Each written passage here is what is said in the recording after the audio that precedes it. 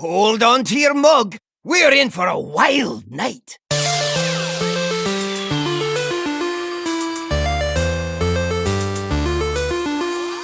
Greeting, traveler.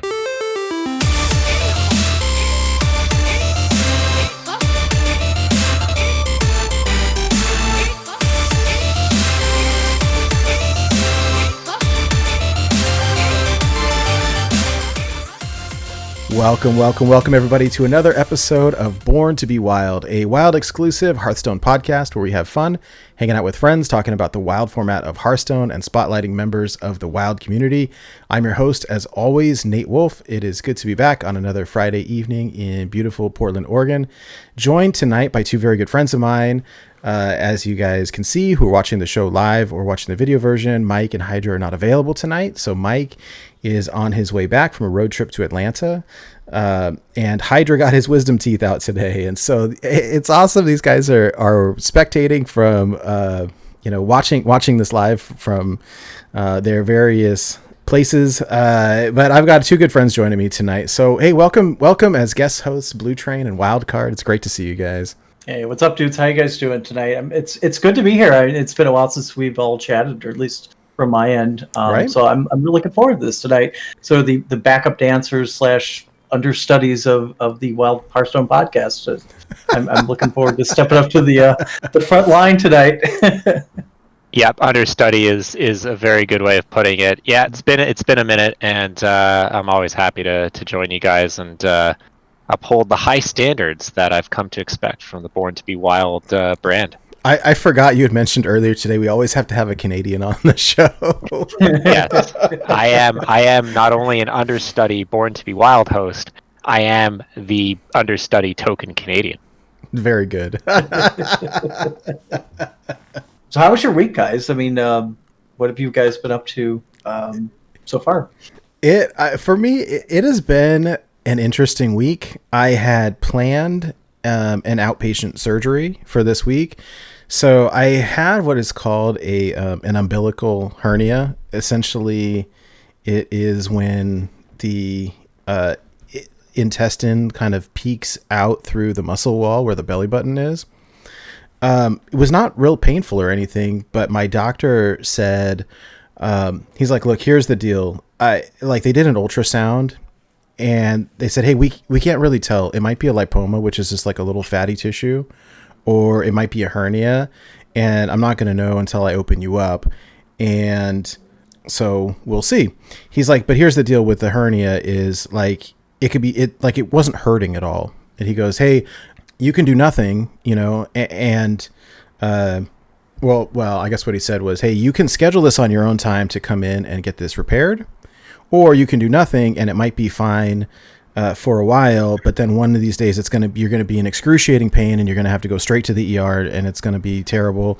So you want to do it on your time or at some inconvenient time? And I was like, nope, schedule me. Let's handle this. And so I went in on Tuesday. And as it turns out, they removed a lipoma and fixed a hernia on top of it. And so I've got like an incision above my belly button and my whole stomach is red and purple. It's an interesting experience. It hurts quite a bit. I'm doing well. I'm in good spirits. I had planned early on to take off Tuesday, Wednesday, work from home Thursday, Friday, and I'm just recovering slower than I thought. And my boss was like, hey, just take the whole week. And I was like, oh, thank you. So I have been playing lots of Hearthstone and watching lots of like HBO and Netflix and Shudder and all the stuff. This week I watched the new Mortal Kombat movie on HBO. I really liked it. It is not going to win any awards, let me tell you that, but I had a good time with it. It's definitely for the fans. There are a lot of throwbacks and a lot of one-liners and a lot of whatever you would expect. There's a lot of combat. Is there a lot of combat? Okay. Someone had asked That's if there what I thought it for. Yeah. Someone had asked if there were fatalities. The short answer is yes, there are. It was good. look, it's not great, okay? You don't expecting greatness or anything, but it's like the same thing when you go in to watch like some superhero movie. And so I enjoyed it. I have been playing lots of Hearthstone, lots of duels actually. When I found out, I don't know how this escaped me, but I found out that wins on duels, even if it's casual duels, count towards your wins. Your total class wins. And so I've been jamming. Oh, really? Yeah. And so I've been jamming a bunch of duels all week, primarily with Shaman and Warrior, just to try to get those wins up. And it is sufficiently degenerate, a la Wild. There are some pretty crazy things that you can do. And so it was kind of like Rush Warrior on steroids. It was really fun. I think I topped out. I think my best was like a nine win run, which is not great, but it was better than I've done before. So it's been fun. Yeah, I believe, someone correct me if I'm wrong, but I swear like I screenshotted my before and after. Then again, I've been in like a little bit of a medically induced haze, so I could be incorrect. Someone please correct me if I'm wrong. That being said, it's been an interesting week for me. I am here. I'm doing well. I'm not quite sure how I'm going to do my best to make it through this show and maybe play a little bit afterwards, and hopefully everything is cool. If I start fading, then somebody let me know. What's your recovery time for that? Like 4 to 6 weeks. Oof. Okay. Yeah, because it's not like it's a legit incision. So I had a coworker tell me, hey, if they do laparoscopic surgery, which is where they go in like up at the shoulder blade or whatever, and like do like a little hole and kind of go in, like it's super quick recovery, but they had to cut, it's like a 2 to 3 inch incision above my belly button. And so when they're cutting through the stuff there, like, yeah, so I've got a decent size incision and a bunch of stitches, and it's sore. Like I normally don't sleep on my back. I normally sleep on my side, and like I cannot do that because it's super painful. And so not sleeping super well, and basically like movement in general is not great. Like if I sit stationary, it's fine, but when I start moving around, it is not very pleasant. And so yeah, it's been an interesting time. I like having the time off. I watched a bunch of Grandmaster's Ogremar today and got a couple of free Hearthstone packs. I watched Baby Bear and opened up a legendary. That was cool. But yeah, it's been an interesting week for me. Anyways, yeah, Wild Card, what have you been up to, man? For me, just been mostly achievement hunting like all month long. Last month I made Legend, and this month I haven't even finished my star bonus because I've just been like grinding my butt on the rank 10 or the diamond 10 floor. But I'm having so much fun this month. It's fine, But yeah, it's been weird. I mean, like I posted this on Twitter a few days ago, maybe a week ago, about just like the grief I've been getting, like from players that are playing against me. I get BM'd, and I'm like, it should be abundantly obvious that I'm playing an achievement deck when I'm not attacking face or interacting with you. I'm almost like a bot at that point where I'm just not, I'm just focused on what's my most optimal way to play to get this achievement done, But like people are BMing me like, I got you, and you're like, oh, come on, man. That's a little frustrating. But other than that, it's been fine. And I'm only still like halfway through the achievements, which is staggering to me, as considering how much time I've dedicated to it. They should know that the people should know that you're achievement hunting, right? Like if you're like dropping a Noyo bot or a Noyotron and like giving it to your opponent, like, please kill me with this. Like, they should know, right? I mean, it's so much toxicity on ladder. Like the thing that I've noticed this week, people, there's rage ads, but people getting rage added when they lost. You lose a game and the person who beat you rage ads you to I don't know, twist the knife. This just seems like an elaboration of that. So it's awful, and I don't know. I mean, I think that there's a conversation to be had, not now, about maybe what what could be done to curb some of that toxic or unsportsmanlike behavior? Yeah. That's such a hard thing to do. And I remember like even like a few years ago, I wrote into I think I wrote into the Angry Chicken or something about the same thing about people roping, and like it's been an issue for so long, and I think it's just a maturity thing. I mean, it's just unfortunate that I don't know. Like, even when I was a kid, I can't imagine that I would act like this in a game situation. You know, I don't want to be old man shaking my fist at a cloud here, but you know what I mean? Like, but it's just like my impression of what they are just kids. They're like teenagers and younger or whatever. They're just immature kids. I mean, there are mature kids out there. I don't want to like say that like anybody under 20 is a little brat, but I think you get where I'm going with that. No, you're right. I was playing a different game, Heroes of the Storm, with a good friend of mine, and we weren't happy with the performance of one of the players on our team, and he pointed out that chill, this guy probably is old enough to be my son. It's like, yeah, you can lose perspective sometimes, but still, there is a line to cross. I would suggest, though, after the show's done, we need to set you up with Auto Squelch Wildcard. It's changed, Nate. Oh, no, I did. Yeah. Oh, you did? Oh, okay, perfect. Yeah, it is essential at this point. I actually switched over to Firestone recently, and they don't have auto squelch in there. And I messaged them about that, and it's obviously something on their radar, but right now they don't have auto squelch. But Hearthstone Deck Tracker if anybody out there runs Hearthstone Deck Tracker, there is a feature auto squelch. It's in the options, right, Blue? It's I believe, yeah. I think it was a plugin. I mean, yeah, Blutrane helped me set up the plugin, but it was pretty nice. Yeah. You just drop a file into it's really easy to set up, but yeah, it was a plugin, so you do need to download it and drop it in a folder and flip a switch. But it's definitely worth the 5 seconds that it takes to do that. Oh yeah, for sure. Other than that, I mean, for my week, my wife actually brought home some lemons the other day, and I was like, "Oh, cool! We're gonna have some lemonade. This is awesome!" Like, and she's like, "No, we're not gonna have lemonade." And I'm like, "Okay, whatever." And so a couple days later, she's like, "All right, so here, take this tab." And I'm like, "Okay." The last time someone gave me a pill and didn't tell me what it was, things got a little weird, But I put the tab under my tongue, and it's like an Alka-Seltzer. I let it dissolve, and she cuts up the lemon and hands it to me, and she's like, "Try it." Like, and it was.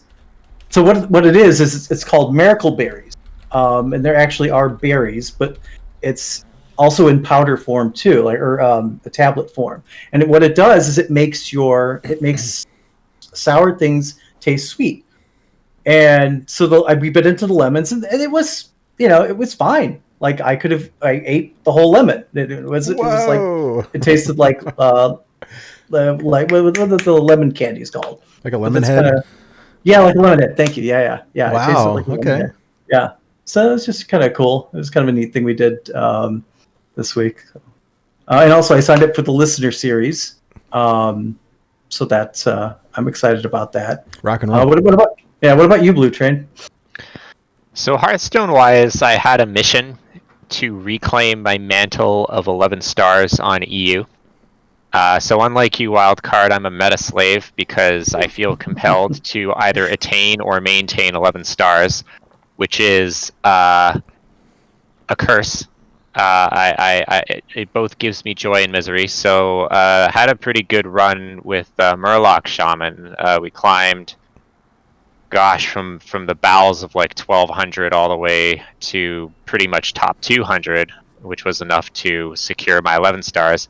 You will notice that on the screen cap I took of my 11 stars, because ladder did reset earlier on EU, the star is black. And so Wildcard asked me, "Why did you get a black star?" And the answer is simple. Black stars are given to aggro noobs, of which I am, and if I want to get a gold star next month, I'll have to play a big boy deck, which won't ever happen. But I think it's just a bug from the last patch. But we did it.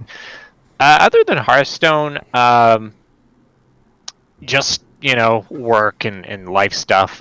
Some of you might know that I have some vision problems over the last couple months, and I saw my neural ophthalmologist, and she prescribed me something called a Fresnel prism, which is like a coating that you put on your glasses that helps me see better, because apparently since the neural damage in my right eye happened, everything is rotated by like negative 20 degrees. Whoa. So this prism will get it back even. So what that does is I see a lot of doubling and ghosting, which makes it kind of hard to read. It's almost like a bad CRT monitor is how I would describe it. So got that prescribed, got that into the optometrist, excited to get that hopefully in a week or two. So I can see a little bit better. So yeah, that was the week. What is that called again? A Fresnel prism. It's basically like it distorts the light, so it kind of bends it so that it's like a rotate feature, I suppose. Sounds like the name. It sounds like the name of a Magic card. Just saying. Yeah, it won't let me. It won't let me cheat out. Anything can happen, or tip the scales on turn 3. So. Will it let you tap for 1 colorless mana though? I will find out soon enough. Oh man. Well, I'm glad. I mean, at least that the doctors are still working with you to find things that can, I don't know, hopefully make an impact in, for the better in your vision. So I hope it works out. Thanks. Yeah. Yeah. So all in all, it was a wonderful week. Rock and roll. Have you signed up for the listener series, Blutrane? I did. So I wasn't going to, because I'm an awful deck builder and a coward.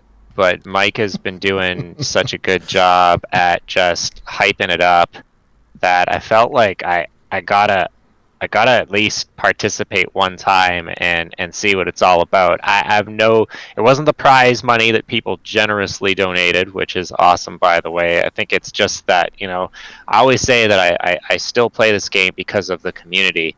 And well, I mean, frankly, this is shaping up to be a premier community event, so I have to try it out. So I don't know what it will be like, but I'm looking forward to challenging myself in a different venue and being able to participate instead of kind of being an outsider looking in. So I'm really excited for that. I think.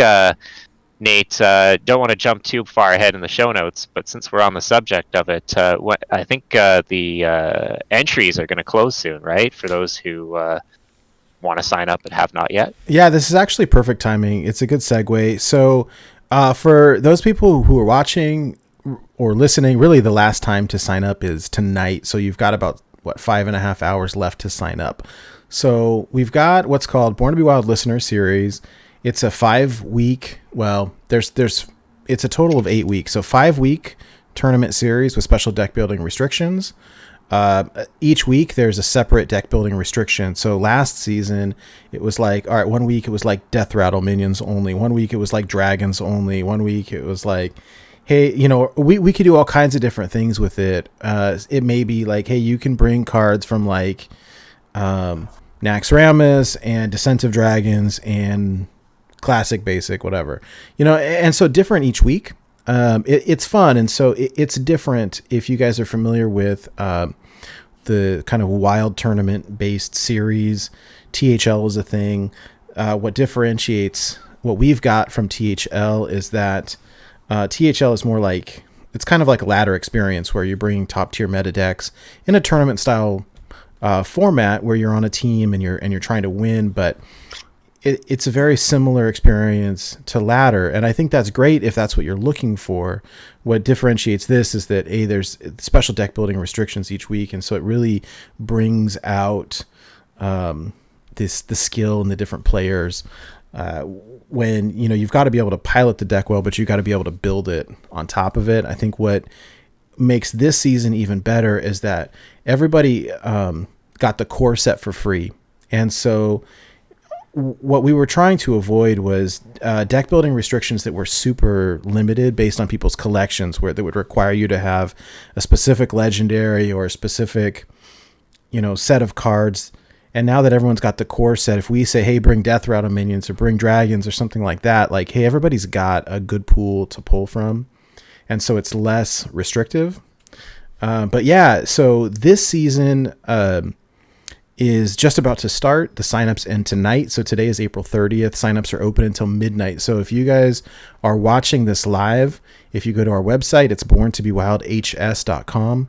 There's a tab for listener series, and it's got all the info and the signups. Signups are open for about a little over 5 more hours until midnight Pacific. And then over the weekend, Mike and I and Electric Sheep City will be compiling all of the back end, and then the season starts next week. The way that this works is it's 5 weeks worth of matches. So you'll be given an opponent. You've got 1 week to, pair up with that opponent and essentially battle them, right? And then we report the scores, and you accumulate points. And then after the 5 weeks, there's 3 weeks worth of playoffs. So quarterfinals, semifinals, finals. A couple of interesting things with this time. We've got a prize pool, currently prize pool of $750, which is a lot, due to very generous backing from different community members. So big shout outs to Dr. Evil, Schmoopy Daddy, BenFromWork, Blase, who've contributed money towards this, which is super cool. And one of the interesting things, and we had a pretty exceptional player base. There's people joining this all the way from like casual players to like highly competitive top 10 legend ladder players. And so I'm okay name dropping for a minute here, but a couple of the people that are playing, Corbett, Mentalistic, Memnarch, BenFromWork, Martian Boo, Sinister Me, Absolute, Shia Wasina, Gold Daniel, Dr. Evil, Seth, and then you've got a couple scrubs like me and Mike and Blutrane and Wild Card. I'm not a scrub. Don't let me in with you, buddy. Well, this is your chance to prove it. I proved all right last season. I'm joking. I know. I love it. This is cool. It should be a lot of fun. It's really just enjoyable. One of the things that we're looking at as well is to try to stream like a weekly highlight match. We've got to figure out what time works for us, but like streaming these matches, like we streamed the finals and it was cool where, we've got the overlays and all the fancy stuff. So hopefully we can do that again. And then one of the things that's kind of fun is that I'm working with, our artists that do work on the show to do special graphics for it. So Christina Oe does some graphics for us, and she's working on a new some artwork here. So this is a work in progress. I'll probably have it done over the next week or so, like full art version, and then working with Hassan, who did the main logo for our show, and he's doing some artwork for this as well. And so it'll be a lot of fun.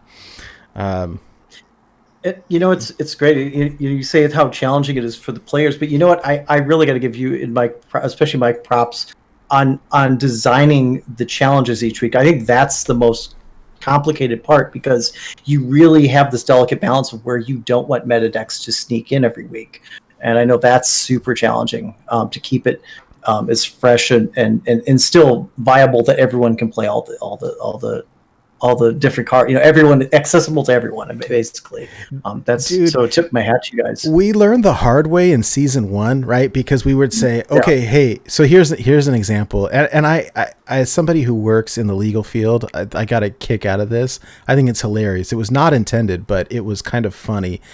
And so what we would see is we'd say, hey, this week, any minions that are in your deck have to be dragons, but you can use whatever spells you want. And then we have people like, okay, I'm just going to play 0 minions and make like token druid.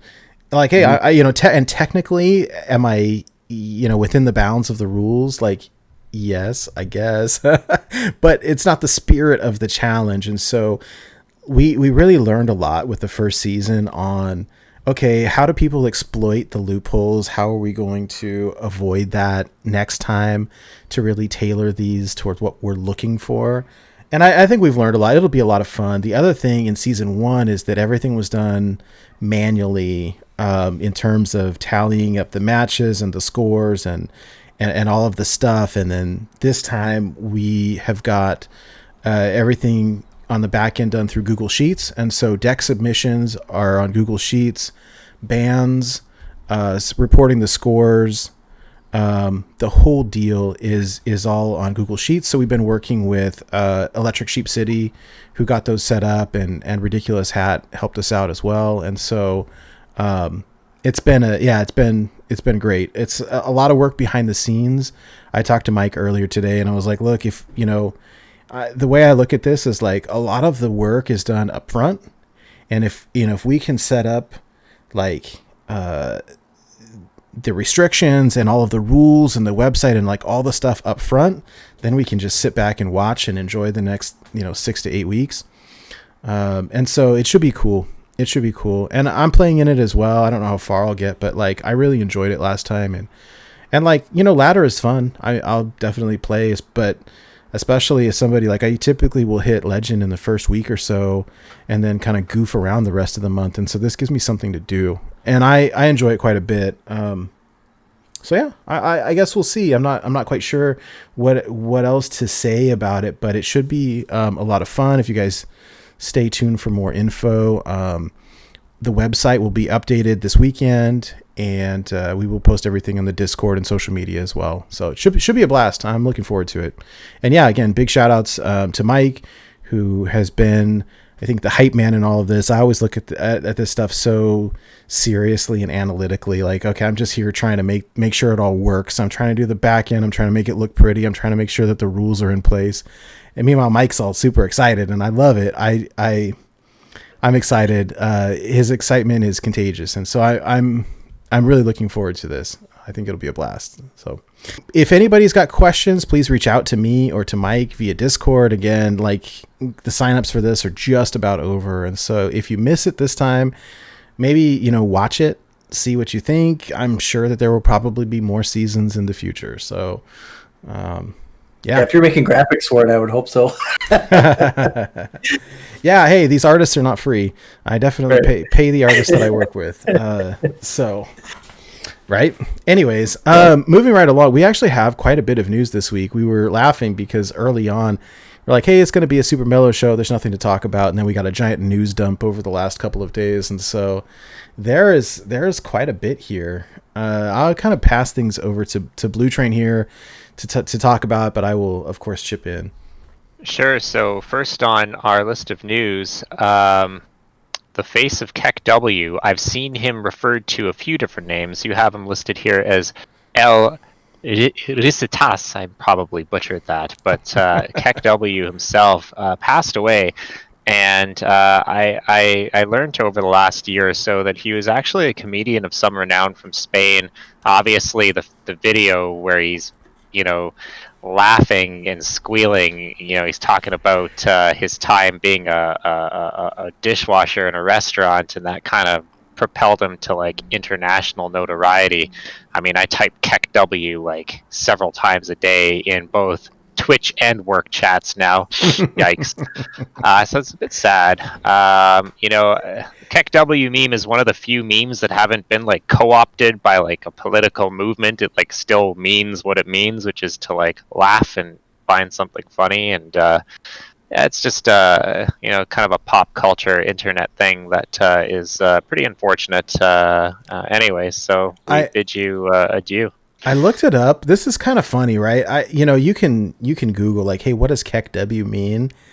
And essentially, they said it's like the Korean version of LOL, but it was kind of funny that they said in World of Warcraft, if you're typing in the chat from an alliance player to a horde player LOL, it like would translate as Keck instead of LOL, which I thought was pretty funny. But like this guy's videos, if you have not watched one, they are so funny. The first one I ever saw was back in Mean Streets of Gadgetzan, where I mean, essentially what, if you're not familiar with El Recitas or whatever his name is, Juan, I think it's Juan Boya. I'm probably mispronouncing it as well, and the text is so small I can't read it. But they had taken his interview, right, where he's cracking up and his laugh is infectious, and they had put subtitles on it, which were obviously false, right? But they were so funny. Like it is the greatest thing. If you guys haven't seen it, like I'll post some in the Discord later. But like they're so funny. You will laugh. So anyways, it's it's sad. It's sad to see him go, and I agree with what you're saying. There's so many, like we've seen like the like Pepe the Frog being like co-opted to use for different political agendas, and like this is one of those that hasn't had that happen, thank goodness. So hopefully we can keep it that way. Yeah, so got lots of news. So moving on to something a little bit more positive. The last time I was on the show, I had a lot to say about what I felt was some pretty crummy interactions on the part of the public figures in the Hearthstone team on Twitter, notably XR, in terms of how he was engaging with the community. And maybe I was overly harsh. Maybe I was in a bad space with the game. I think that the truth is somewhere in the middle. But I think that over time, I've noticed, especially this past week, the interactions have been a lot more positive, and I kind of wanted to just shout it out just for some continuity. Mm-hmm. I've personally really enjoyed watching Ixar climb the wild ladder.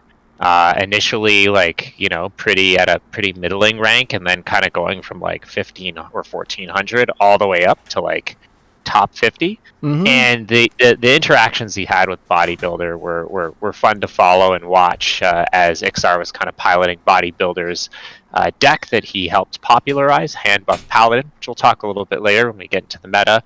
But just the interactions in general, I thought were really great. And I think that also what's important is that, criticism that a lot of us have, and I've shared it in the past, and sometimes still feel that way as well, is that, Wild is an forgotten about format, that it doesn't receive the attention that, we would like. And I think this is a very nice way of showing that, like, one of the principal designers is not only playing the format, he's engaging with community members and having success in it. And I think it's just really good visibility. Well, these are so funny too. I mean, just like, get me out. Hey, stop beating me on ladder. It's very frustrating. Okay, stop. And then you see like this whole string of Jack, Memnarch, Keith, and I can't read them all. It's too small on my screen. But like, God, it was so funny. The interactions. I avenged you, brother. Like, it's so funny. Yeah, so I think this is a very positive way to engage with the community. So hats off. I've enjoyed it. And of course, shout out to getting a very, very nice rank. I don't remember exactly what rank XR ended up with, but it was definitely in the top 50, which is he posted, obviously very good. This is from a couple days ago. He posted he was at rank 49.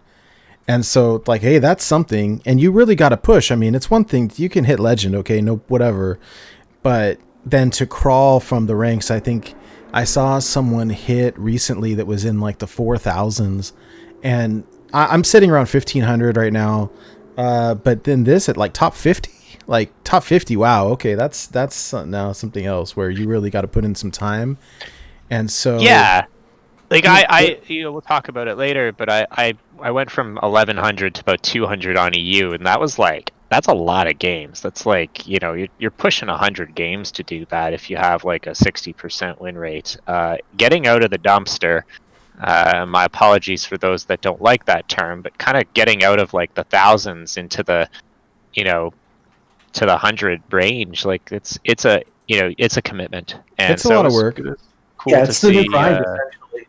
So it makes you wonder, like, what I wonder is, like, where does he get the time? The guy's got a better job than I do. Like, Well, I mean, so I've heard this before, and I'd argue that his job is Hearthstone. So I would imagine that he has a certain amount of his time, like working time, clocked out to experience the game that he oversees. And what better way to get an appreciation for that experience than to partake in it? It's probably part of his job.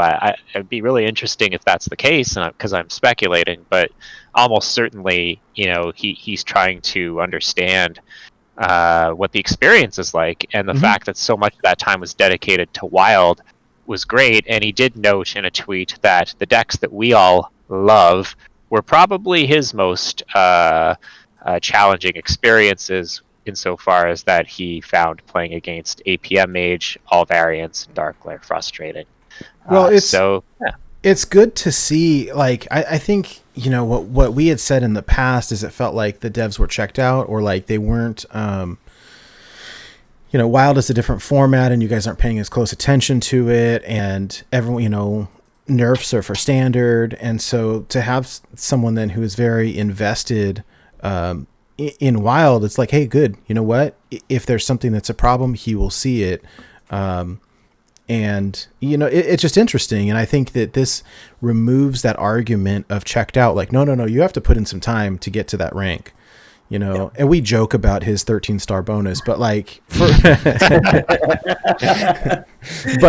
but for real, I mean, that's some dedication. Now, I understand also as a developer on the game, like, I'm sure that he's got some work time that he's able to like put in specifically to playing, but like, that's good. You know, I don't think there's anything wrong with that. It's like, you know, quality assurance or testing or whatever, and then interacting with people. And then if something's broken, like, is he going to see it? Yes, I think so. So, well, I mean, that was kind of how he got the job there, was that he was a very, like, even I think it was like back in beta or something, he was one of the top players. Mm-hmm. And he caught the eye of, I want to say, Mike Donay, and they brought him aboard like that. So, I mean, the guy still definitely loves the game, but it is nice to at least see him on our side of the tracks, mm-hmm. You know, like, 'cause, again, I'm a big proponent of nerfs. I know a lot of people aren't, but, you know, the fact that really did get to me, it really got under my skin, the fact that they said they would never nerf anything in Wild. But if he sees like the you know, the way that people lose to, you know, Flamewaker Mage or something like that, like, you know, maybe that does sets off something. At least gives me hope, I guess, is what I'm trying to say. You know, yeah, for sure. Something might actually get done. I mean, again, I don't know that they're interested in doing that anymore, but at least I know there's hands-on stuff going on. Well, not to foreshadow too much, but we'll be having a topic, because that made the news cycle as well. But just for the sake of completion, I'll try to stick in order, because I'm not an experienced host, so I want to make sure I don't miss anything, because there's so much. So another update is they seem to be rotating old heroes back into the store, which is pretty cool. So this week Illyria is back, and for those who been waiting for Illyria, they got a little bit of a discount. It seems that was an error. So it launched at $6.99 US. Promptly, the price was raised to $9.99 US, or $12.49 Canadian. Ouch. But I guess as a mea culpa, they're letting you purchase the hero with gold. This is a pretty cool one, Illyria. It's the hero that I associate with doing the most, because he ran Illyria for forever. I actually don't have her. I'm debating if I want to drop the gold or not, because Hunter has a lot of really nice skins now, and I'm not actually sure that I would use it. But she's there for about a week if you're interested. Mm-hmm. And it'll be interesting to see what hero cycles in next, and what card back cycles in next. Well. This one does come with a card back, by the way. So I thought that, I mean, it's interesting. I thought it was true, yeah. It was funny, though, that they're like, oh yeah, oops, we made a mistake. We gave it to you too cheap. Yeah. So I did pick up Medivh last week, or whenever it was released. I didn't pick him up originally, and I kind of regretted it. So I'm kind of happy that they come back. It's nice to have the opportunity to pick these up. I'm kind of hoping that they add the Pandaria or the Rainbow card back, or the Pirates card back soon, because I've missed out on those. But I mean, we'll see. I won't hold my breath. I would expect it at some point. I mean, it may not be next month, but at some point in the next couple of years, they'll probably cycle through all the old ones and then work their way through, the years. Especially Rainbow's so huge. Speaking of card backs that are difficult to attain, there's a new card back called Golden Skies, only available for Masters, the Masters Tour completion. I think this is people who participate. So unlike the Golden Celebration card back, which was for a high finish, I think if you participate in the Masters Tour, you get this card back. And I know you love your complete collections, Nate. So I think this one's stuck in your craw a little bit. But, I'm gonna have to figure out how to participate in a Masters tour. It's called step up your game. Get a high legend finish in standard, easy, right? Yeah, Keck W. Keck W. Good thing it's kind of ugly, says Shmoopy in chat. I actually think this one's kind of nice, but I think that in Nate's case, ugly, nice, or otherwise, you just want to have all of the collectibles, right? It's unfortunate. Yes, that's correct. I won't deny it. It is what it is. I think that it is something that I will not be getting. I'm not like in love with it, but it's unfortunate when you see something like this and it's like, oh, well, there's one that I'm never getting. But, it is what it is. I do think that, does there need to be something exclusive for people who are playing at the super high levels competitively? Like, sure, okay, it makes sense.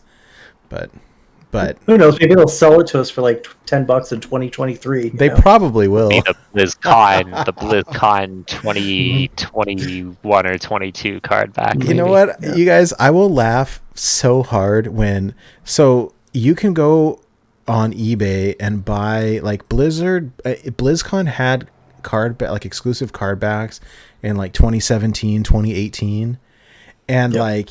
You the only way that you could get them is if you went to BlizzCon, or you can go on eBay and buy the code for like $800. Golden Sathrevere. It's the only way to get a golden Sathrevere. All right. I'm going to laugh so hard when like a year from now they drop that 2017 BlizzCon card back in the shop and they're like 500 gold. Yeah. Yeah, I got those too. Yeah, if you bought the digital thing, you could still get it too for the card back. Yeah. I have. I have a handful of them, but like the super old ones, I don't. And it hurts, or that golden Sathravar, or your golden ETC, right? Oh yeah, that's right. Yep. But whatever. Because that is totally a collection only thing. Nobody's playing ETC, unfortunately. I'd love to see the ETC meta, but the old ETC, by the way, for clarification purposes. Right. Anyways, big patch coming next week. So, this one was a bit of a surprise. So, a lot to cover here. So, I think the first item are the Quillboars coming to Battlegrounds, and while this is a Wild exclusive Hearthstone podcast, we've been known to dabble in the Battlegrounds a little bit. Mm-hmm. I enjoy Battlegrounds. I find it a very low stakes social way to enjoy Hearthstone with some of the folks in the community, some of my in real life friends. We like to play together just as like a nice quick casual game we can play. I am terrible at it.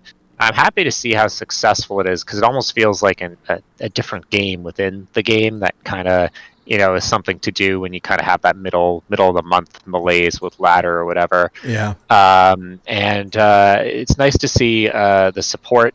Although if it's anything like the last tribe, they'll probably be Omega OP until they get tuned.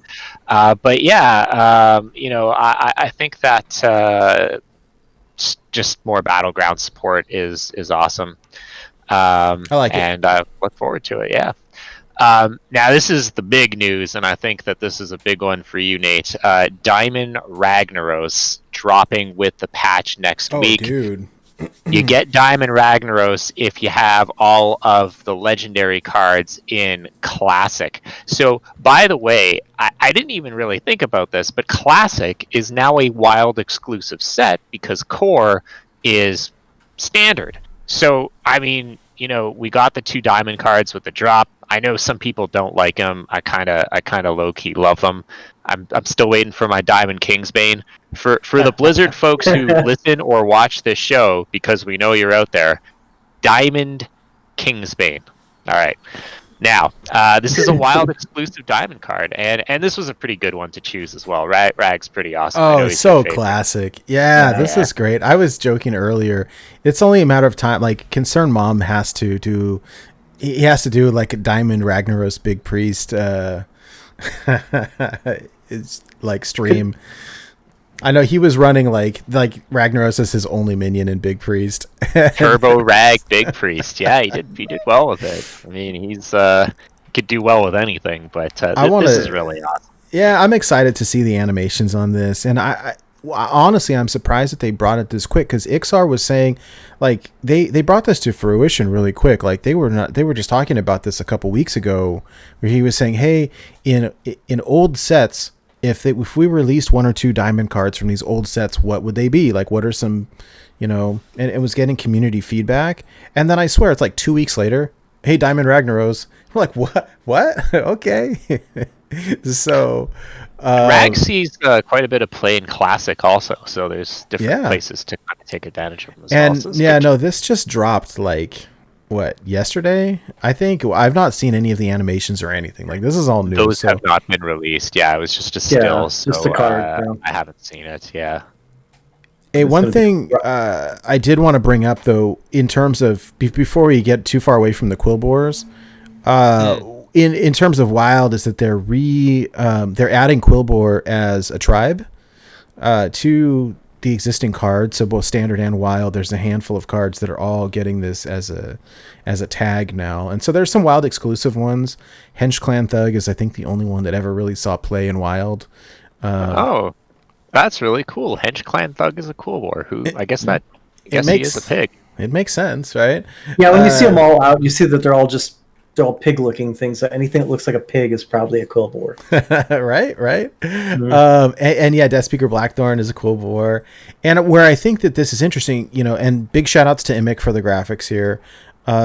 My first glance was like, okay, well, this doesn't really mean anything for us. Okay, now it has a tribe, whatever. But what I could see is that with the mini set coming out, there may be something that says, hey, give your Quill Borer plus, 1+1 or whatever it is that interacts with that tribe specific. And then AAEBAc had this other graphic that showed some cards that interact with tribe specific. So your amalgams will now be also considered a Quill Borer. Tent Trasher will get a reduction for Quill Borer, things like that. Or the big one, and of course it doesn't see a lot of play, at least right now, is the new N'Zoth, God of the Deep, that says resurrect a friendly minion of each minion type. So this would add Quill Borer to that res pool as well.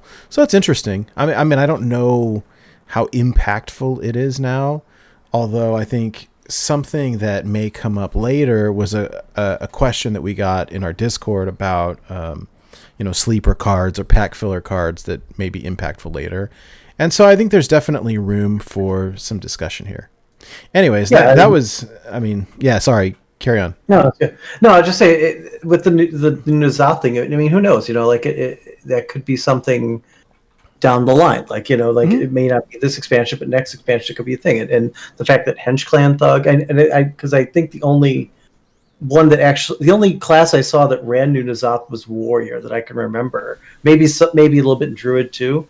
But Hench Clan Thug is a solid comeback card for both those classes. So yeah, and I think it's tier 5, but I goofed around with it a little bit in Paladin. Shirval is a beast. So I mean, there's some stuff you can do. It's nothing that's like tier 1, but there's some things. And what we see over the years is that something that's not playable right now is going to be potentially playable, in a couple of years or something like that. So I don't know. I mean, we'll see. Yeah, that's a cool highlight. I didn't even realize that. Even it wasn't obvious to me in the show notes that it would have that impact. So thank you for keeping me on track and honest there. That's an interesting takeaway. Also dropping in this patch, this one was pretty awesome.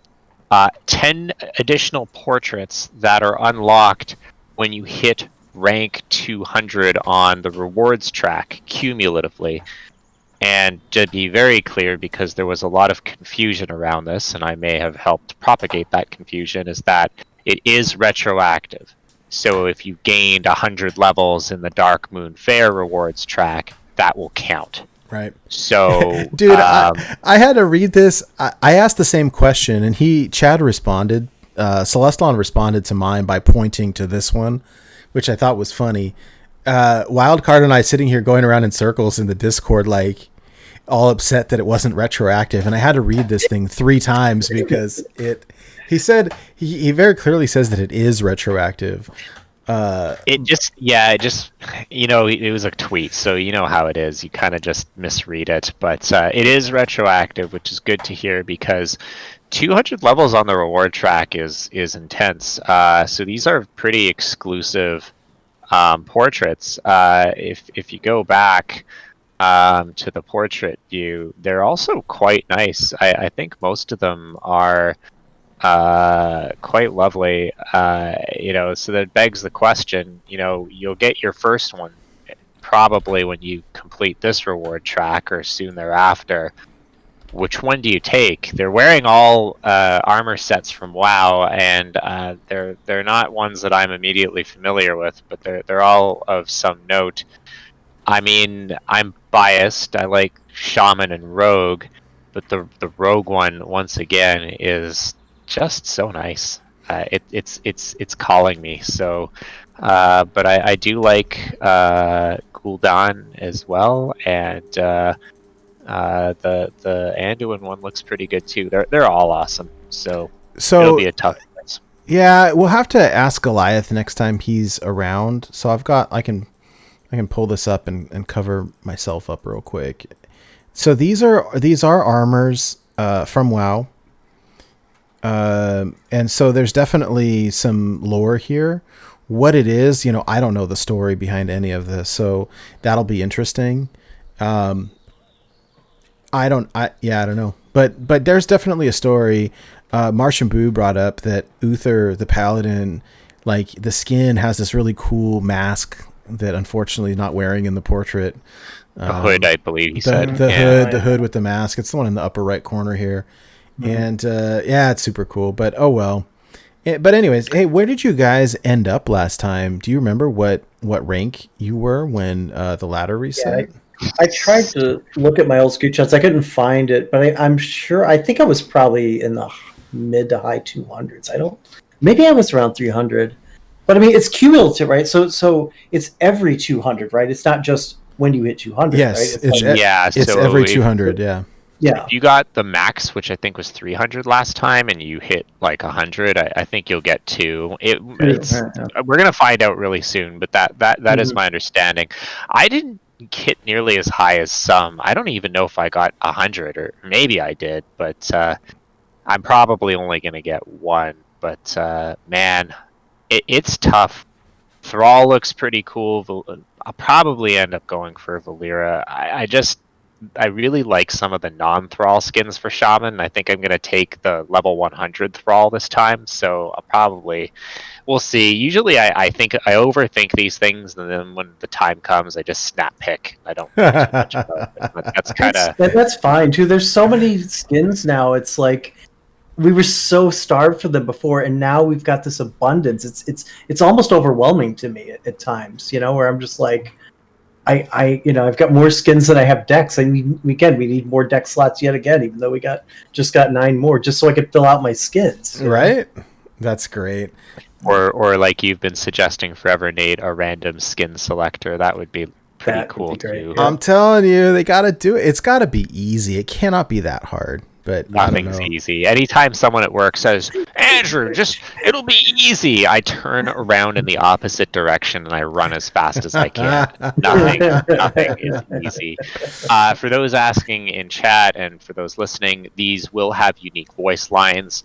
Also, the previous skins for the level 100 and the reward tracks, they all have unique voice lines now as well. So they retroactively upgraded those. And apparently, they all can be sampled in the Firestone deck tracker, so I probably should give it a try. Although, no auto squelch. But it's pretty cool that's all included in there as well. So yeah, a nice addition. I think it's cool to have rewards that encourage you to play the game.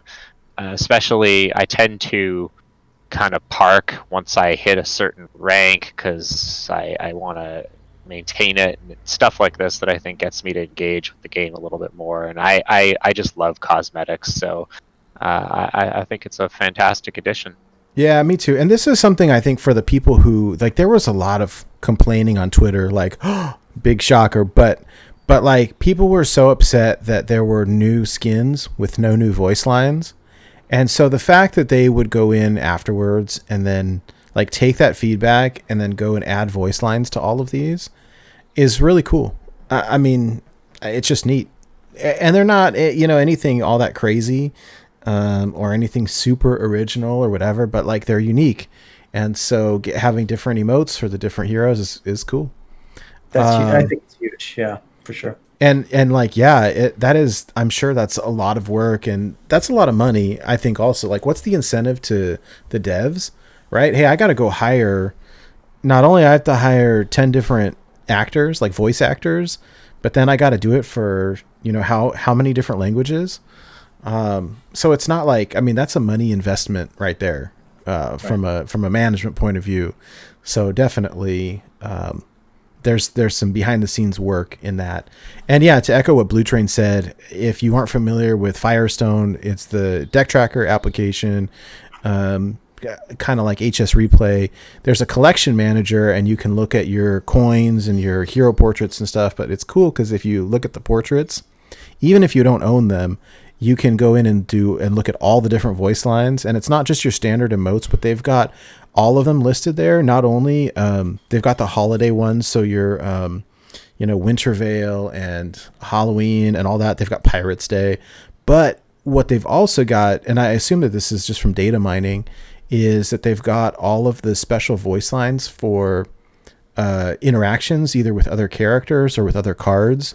And so, like the Malfurion and Tyrande interaction, like it's in there, and all that stuff. Or when you play an orc card with the new warrior hero, like there's special voice line interactions, and all that stuff is in that deck tracker. So it's worth checking out. I think it's pretty cool. So next up, this patch is huge. It's one of the biggest ones they've released in a long time. While it won't come out with the patch, it's going to be included in for a later release. The thing that we've all been waiting for, no joke, no kappa, the Thrall Book of Heroes is finally coming. Now, I know you've all been waiting for this. Shaman being the best class. I know that Nate's been waiting for it. Wild Card's been waiting for it. Mike and Megan, who are listening in the car right now, I do both, by the way, they've been waiting for it. I mean, I don't even know if Megan plays Hearthstone, but she's been waiting for the Thrall Book of Heroes hero and card back and Shaman pack and all that good stuff that comes with it as well. Actually, it doesn't have a card back, but I'm happy that it's finally releasing, and it looks pretty rad. I'm a big Shaman fan, so getting cool new Shaman skins is where it's at. It looks so cool, though. It really does. Yeah, I'll be honest. That'll be pretty neat. It's irritating for me that they drop a patch on May the 4th, and then and then this content doesn't come out for a month. Like, come on. I don't know. I mean, it is what it is. I guess like the Rokara one just came out, and they're trying to pace themselves, and I understand that. But like, we've been crying for like, when's the next Book of Heroes? When's the next Book of Heroes? And they're like, all right, in a month, and then we're like, in a month. But yeah, it does give me a bit of anxiety to wait for it. Martian was talking about this in his stream, that like, don't announce things that far out. It just makes me sad that I can't have it right away, and I think that echoes my sentiment as well. Me too. But at least it's something to look forward to. It looks cool though. Yeah. Thrall has a pretty cool story as well in the WoW universe. He's a character that I enjoy quite a bit. So I'm kind of hoping that they do it justice with the kind of the solo player content. So that'll be pretty cool also. Yeah, they might be. I wonder if they're pacing it out with like the mini set. Like if the mini set's coming out in June, mid-June or something like that. Like if it needs to be, where it's like something each month. It foreshadows some good Shaman cards in the set. I'm sure you'll be right. Yes. I don't know what the timing is. You just said good and Shaman cards in the same sentence. Just wait until we talk about the deck of the week. When we get there, because I finally repped Shaman. I did it some justice, but it's dangling. But I think that with the upcoming meta changes, it's about to fall deep in the dumpster again. Of course, as everyone is aware, it's unplayable in standard as well. Yeah, we tried. We really tried hard. Oh gosh, did we ever? Brutal. Blutrane and I really tried hard to make standard Murloc Shaman work, and it does not work. What's the hang up? It sucks, dude. It sucks. They don't have the doesn't have the cards that Wild has to like make it go. Like it doesn't have Underbelly Angler. It doesn't have Mermy. It doesn't have. Well, it didn't have the draw cards either, right? Ice fishing. Yeah. Angler's like a draw card. Yeah. So, anyways, all right. So then we got these battle ready decks. So this is something new as well. So 10 different decks you can buy. They cost $20 US, $19.99 US a pop, and it's a ready built meta deck, including all of the whole deck. So you get whatever legendaries, epics, whatever comes in it. I think this is interesting. I feel like it's really designed for new players who you don't have an established collection. You can get a meta deck. It comes with whatever legendaries you need. It's pretty cool. The interesting. Oh, sorry. Go for it. No, I'm sorry. Yeah, I'm 50-50 on it because It's interesting. It's good because you wonder when you start a new game, and you're new to Hearthstone. Probably about 2 weeks in, you're probably ready to commit money to it, and you're probably still, I would assume, under rank 20 at that point, or you're still in the beginner ones, right? So is this a good investment for you? I mean, this is because that when you're new to a game, you want the best thing. At that point, you're like, okay, I'm ready to go. I want to start climbing. Are these decks viable to climb with at that point that they're at in the ladder? I think so. I mean, like, if you buy the Shaman one, given the state of Shaman, you'll struggle. But if you buy one of the top classes, they're pretty good. I really think that this is an important tool for newcomers that can make a finite investment and kind of get that extra oomph to start playing. I started playing Runeterra a couple months back when I needed a little break from Hearthstone. I still play with it casually. They have this in Runeterra, and it was really awesome for a new player such as myself to kind of say, well, I can commit to that. It's not that expensive, and I was able to take that prefab deck all the way up to their version of Diamond. I think that you could get pretty far and have success with it. I think this is a really good way. It helps the new player experience, and it kind of takes away some of the stresses of like, can you imagine Wild Card, like you're a new player and you want to make a deck and you dust every card you have and you can make one deck out of it, and that's stressful because what if you make the wrong choice? Where this you can invest a small amount of money and get something that, while is probably not optimal, it's pretty close to it. So I think this is, I mean, I think it's a good thing to have. I suppose people will do deep dives on whether you're getting the maximum value for your investment, and I don't know about that, but conceptually, I'm a fan. Well, I mean, so I think back to it. Like, I was a new player like eons ago, like 6 years ago at Hearthstone, and like making like a ping hunter and things like that stuff. Like I didn't have any legendaries that worked and stuff like that. So it's certainly a get it and go. I do appreciate that aspect of it. But yeah, that was just kind of my thought. Was just like, is it worth it? But yeah, it certainly probably saves them a lot of headache in the long run if it's at least optimal enough to get them to that next level, get them into the bronze and whatnot. So yeah, so they did an FAQ here, and I thought this was interesting. So first off, the question is, can you only buy this with real money, or can you use it with in-game gold? Right now, they said it costs $19.99 US. There's no indication that you're going to be able to buy it with gold. So I kind of doubt it. The other thing I thought was interesting is that they specifically waited. So they released an FAQ with this, and they said that they waited until the meta sort of shook out a little bit, so that ideally, these are well-performing decks. Like, this isn't your deck recipe. Like, this is what you would pull off from like HS Replay as a quote-unquote good deck, which I think is interesting in terms of viability or whatever. We'll see. So they said, hey, why? So the first question is, why can't I buy this when the expansion first launches? And they said, hey, we, number one, we want to make sure that we preserve that exploration phase. So when the expansion first comes out, people have a chance to play before we release what we think is good. But I think they also said that, hey, we want some time to see as things shake out. We can analyze the results and then give you like a good deck instead of like, because we get the deck recipes at the very start, and a lot of times like they're definitely a good starter in terms of standard, but like you would change a third of the deck maybe. So we'll see. I think that's interesting.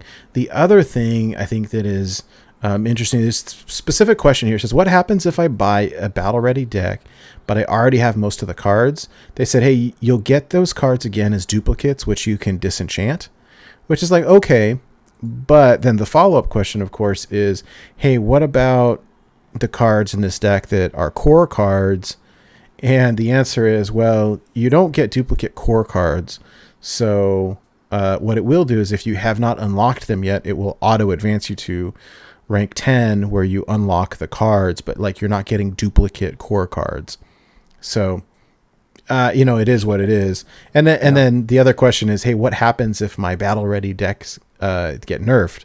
And the answer here is, well, we don't expect any of these to get nerfed, but if they do, you'll get a full dust refund on anything that's eligible. That's an interesting one right there, right? So because Conviction's in the Paladin deck. Yeah, exactly. Now, one other thing that I will say real quick, just this is like their interesting very last point on the FAQ was, hey, this will, like, if you buy one of these, you get all the cards in your set. If you buy one of these and you have deck slots available, it will build it right away for you. If you buy one of these and all 27 deck slots are full, the cards will go into your collection, but it won't build it for you. But they give you the codes for all of these. Like, they're on the website right now, so you can put them together if you want. I asked a question in the Discord, and Schmoopy Daddy was nice enough to do all of the homework for us. So my question was, as someone who has all of these cards, is it worth it to buy one of these bundles for the dust value alone? And so he put together this list here that shows the dust value, excluding core cards, because you don't get dust refund for those.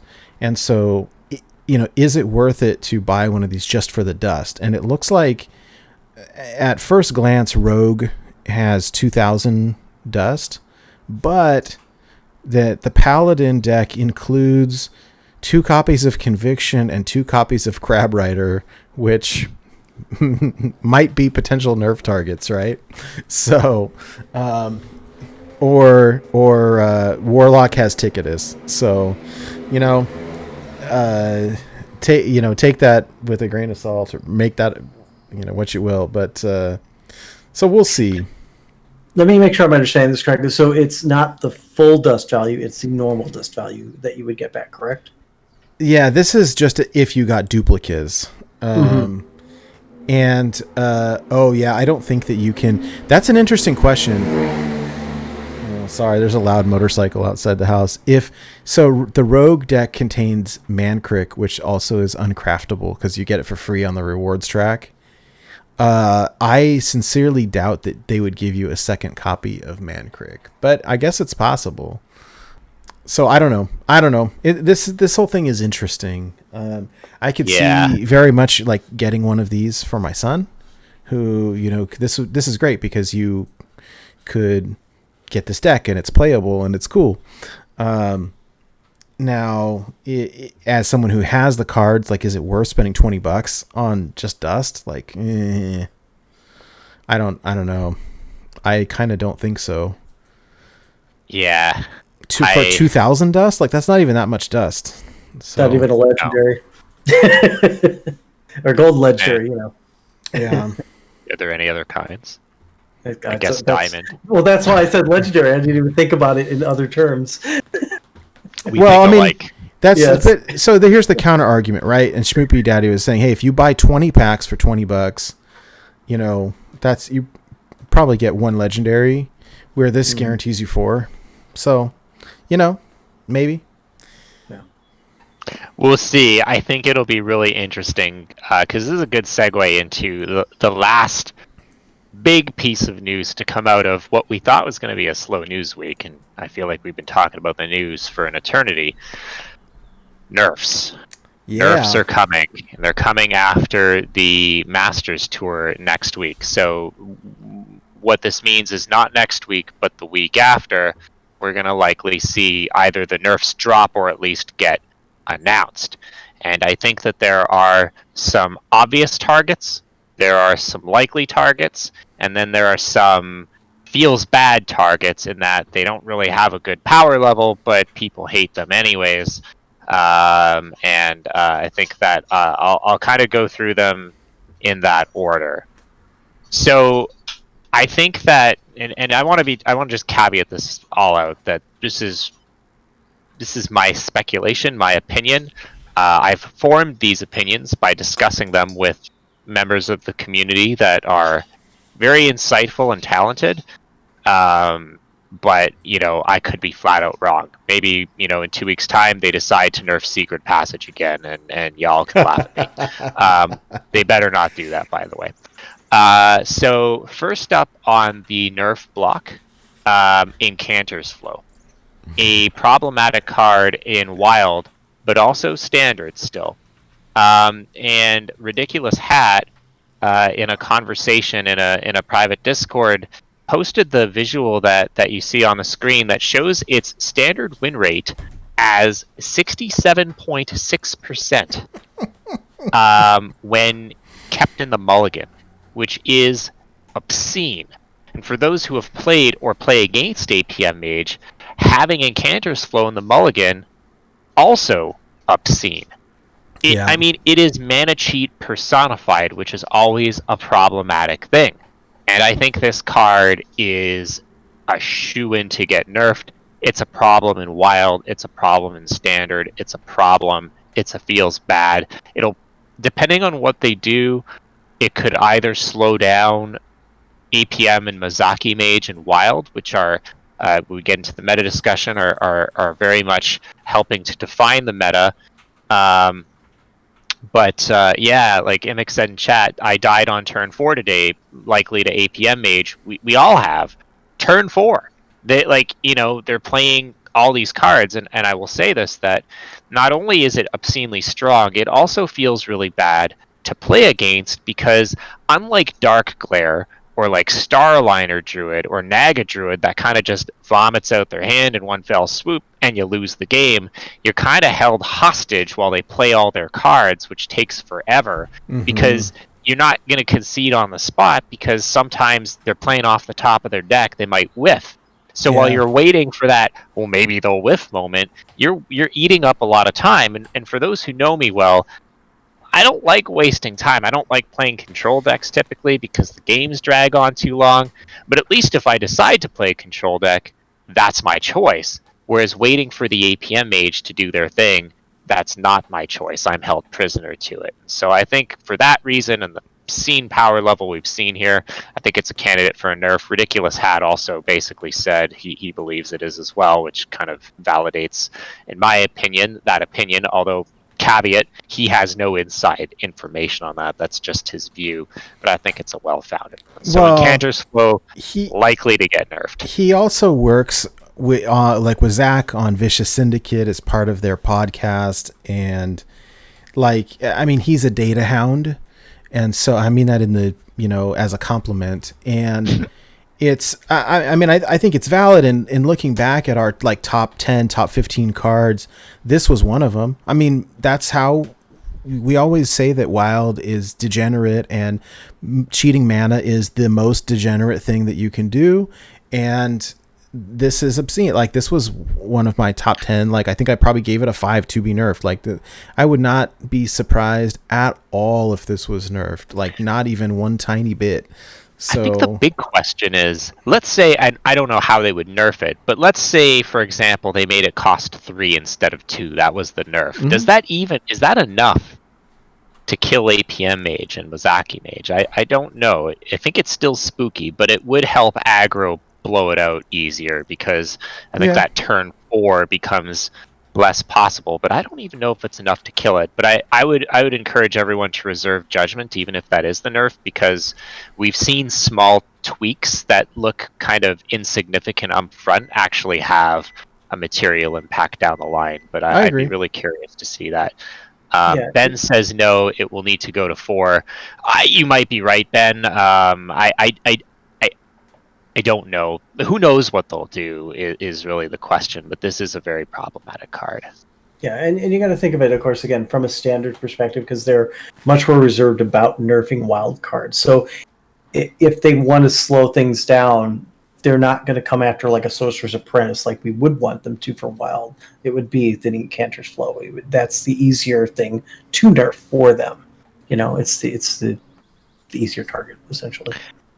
Yeah, well, and take a look at Incanter's Flow side by side with Refreshing Spring Water, where Incanter's Flow, and I think both are very good cards, right? Because even then, in the right deck, 99% of the time, and okay, I'm exaggerating that percentage, but like typically Refreshing Spring Water is draw 2 cards, get all your mana back, and even the win rate there, Incanter's Flow is almost 68%.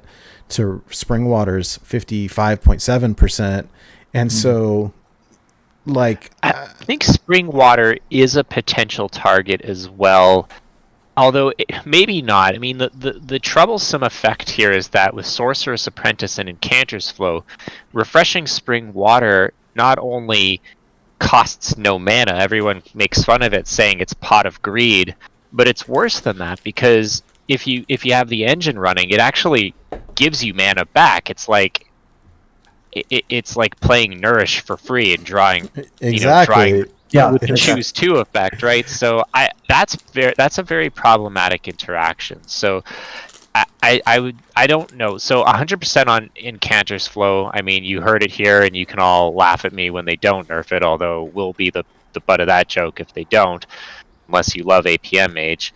But I think Water is definitely in the crosshairs just because of the interaction. Maybe they tune it so that it can't net you mana anymore, and maybe that would be a little bit more fair. Like, at best, it's a free draw 2, but I mean, I think that we'll have to see. But I definitely think that on my picks of cards that are definitely in the potential of getting nerfed, Refreshing Spring Water would probably be second on that list.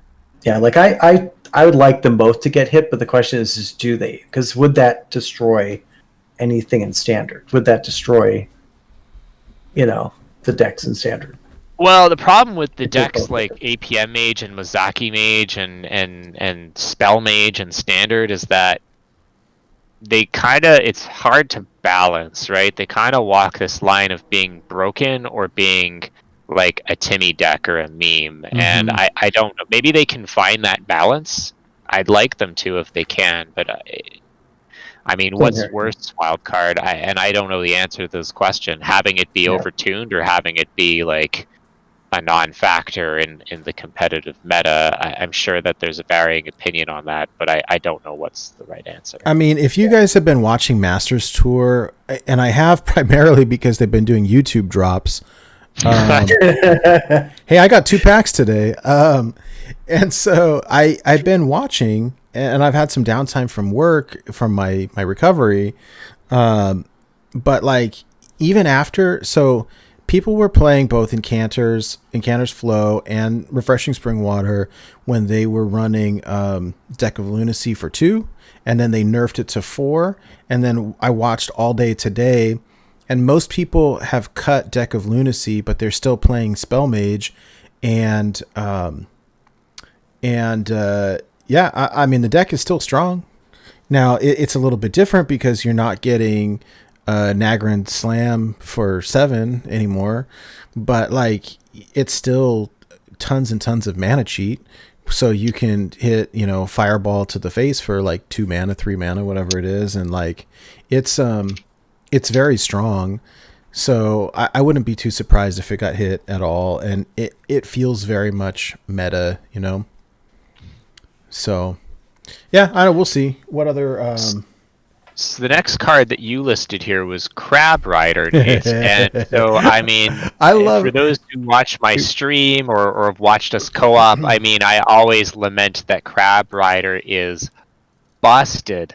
And as an aggro player, I mean, I play it. I enjoy it when I'm not at the business end of a Crab Rider, but Crab Rider is busted. Now, will they nerf it? I would have thought that it would be definitely a candidate, but based on the feedback on the tweet that you just showed on the screen, and I'll let you read it in a moment, Nate, for those who are listening and not watching, I don't think they're going to touch Crab Rider. Yeah, it's interesting to me. I mean, I think Ixar's comment here, someone says, hey, do you think that Crab Rider is too overpowered? He says, not yet. It's an early to mid-game card for minion-style control decks. Different, but not completely different from cards like Firefly, Tar Creeper, Sludge Belcher. Cards like that promote an onboard fighting and punish decks that don't engage. Are you joking me? Like, this is the most degenerate aggro card. You hear that, Wild Card? It's a control tool that would never play in an aggro deck. It's an all, I'm a control player. It's an all my control decks, I don't think he meant that it goes in control decks. I think he meant it's a tool to kind of control the board. But I mean, still, it kind of doesn't read that way. But I mean, like, that card is just bonkers. In hand buff Paladin, Murloc Shaman, it would see play an even Shaman if it was a better deck. I mean, any deck that's not an odd force deck that's aggressive in Wild will want to run Crab Rider, and it's also running Roughshot all over Standard too. So who knows? Maybe they'll get more data and they'll change their perspective on this. But a 1/4 Wind Fury Rush, like, I mean, I remember when we used to lament that the Flying Machine mech Wind Fury, which cost more mana and wasn't Rush, was like ridiculous in mech hand buff Paladin, and I mean, Crab Rider is just like that power crept to the nth degree. I mean, so here's my hot take on this, right? You have to look, like, to understand or to I think to accurately predict nerfs. Granted, Ixar's been playing a lot of Wild lately. This card is not necessarily a big problem in Wild, I don't think. I mean, it's good. I don't think it's a huge problem in Wild. When we look at problems, I look at, I think Naga Sea Witch, original Darkglare Warlock, APM Mage, that type of like super power level. Like, this is not there. Where they look at nerfs is from a Standard perspective, because that's where the money is and that's where the majority of players are. And what's crazy is that there are multiple decks in Standard, because this is a neutral card, that if you drop this on 2 uncontested and then you buff it the next turn, you're hitting your opponent for 8 to 10 in the face on turn 2. And that is not healthy for the game. It's pretty straightforward. Right. I mean, check this out. I've got the nerf for Crab Rider. Okay. This is the nerf that we need. We're going to make it happen. Crab Rider will read 2 mana, 1/5 Rush Wind Fury, but it becomes Shaman exclusive. Huh? Oh my god. No. No? All right. Fair enough. The problem is that the 4 health is really difficult to deal with. Yeah. Even if they made it a 1/3, that'd probably be fine. I don't know. We saw with Watch Post how much the 1 health drop had an impact. So absolutely it would help, but I mean, it would still be, I think, a very strong card. I mean, I'd be interested if you pulled up the HS replay stats on this one, what the win rate, keep rate percent is. I don't know. Yeah, it might be worth checking out after. I imagine it's very good. I do think that the other card that I genuinely believe will be a nerf candidate, even though it is in a prefab deck, is Conviction, the 1-mana Fireball, or 1-mana Pyroblast, as it has been referred to. The reason I'm confident it will be nerfed is because they nerfed Nitro Boost Poison for Standard. Rip Nitro Boost Poison. Hopefully you'll be back next year in a revert, which was effectively a 1-mana 4-damage card. Now, yes, you could get an extra swing with your weapon over multiple turns, but Conviction is just, it has that same mana to power ratio, and we've seen how strong it is. It's propelled hand buff Paladin. We'll review in the meta reports. Everyone says that hand buff is a meta-defining tier 1 deck, and I mean the sheer amount of burst that you get with the Chargers and Conviction really showcase that. And Conviction is also really strong in Standard. You know, like you coin out Crab Rider on 1, and then you Conviction next turn, and you've got a 4/4 Wind Fury that's, you know, smacking face for 8. Hand of Adal is also in Standard as well, and you could pile that on top, and you can blow out a game with Crab Rider easy. I mean, I played quite a bit of hand buff on an A last month, and you know, if I queued into Mage, that was the play. Mull for Crab Rider, throw out the Crab Rider, buff it, and hopefully they can't answer it and close the game out. It's ridiculous. But as the thing is, again, as my name dictates, I only dabble in Standard. But how much silence do they have? Because that's usually the way I deal with it when I see a Crab Rider. It's an easy silence target. You know it's coming. There's no silence. Much. There's like no silence in Standard. Okay. Almost none. I guess there's a couple. Like you could play an Owl, I think, but like. It's best not... way to deal with Crab Rider and Wild is Zeph into Hungry Crab, which that annoys me that's a card in the Zeph pool just for Murloc reasons. But I mean, there's a little bit more of an out in Wild, and you have more silence options. But yeah, not a lot of silence. Probably it's mostly restricted to Demon Hunter right now, I would imagine. I don't well, and even then, Demon Hunter lost their silence. Yeah. They still have Mage Hunter, is the 2/3 2/3 rush that will silence what it attacks. Oh, that was the one I was thinking about. That rotated. Yeah. So but the other, the good silence one that was silence and draw a card, rotated, which is unfortunate. I see. Yeah. For Standard anyhow, but. Yeah, Conviction I think makes sense to me. That was another one of my top 10. Which also works very, very well in Odd Paladin, by the way. I did very well earlier this month with Odd Paladin. Yeah, I remember you went like 12-2 or it was absurd. Yeah, it was great. The deck that card is amazing. And so I wouldn't be too surprised. And I'm trying to think the other card that I could see getting hit, and they've said no so many times that it'd be funny if they did it, was Ticketus, where it's... Well, here's my thought, right? It's before nobody was playing it, right? It was a feels bad card. It's definitely a feels bad card when it happens, but it's got a low win percent. But that was before this meta shakeup and everything changed, and now Tice, is winning games with it in Grandmasters. And did you read, Nate, the standard VS report that came out yesterday? I'll paraphrase what they said about Shaman. Shaman sees virtually no play because it is a terrible class and doesn't have bad cards in it like Ticketus that people insist on playing anyhow, even though it doesn't win. Now I'm paraphrasing, but it had that tone to it. Stats-wise in Standard, it doesn't win either. But I do agree that it is a feels bad card, and they have nerfed cards because it feels bad. I like Ticketus. Not that I like playing it, I don't, but I like playing against it because as an aggro player, when you pop a Void Collar, you always have that moment of, do I lose the game on the spot?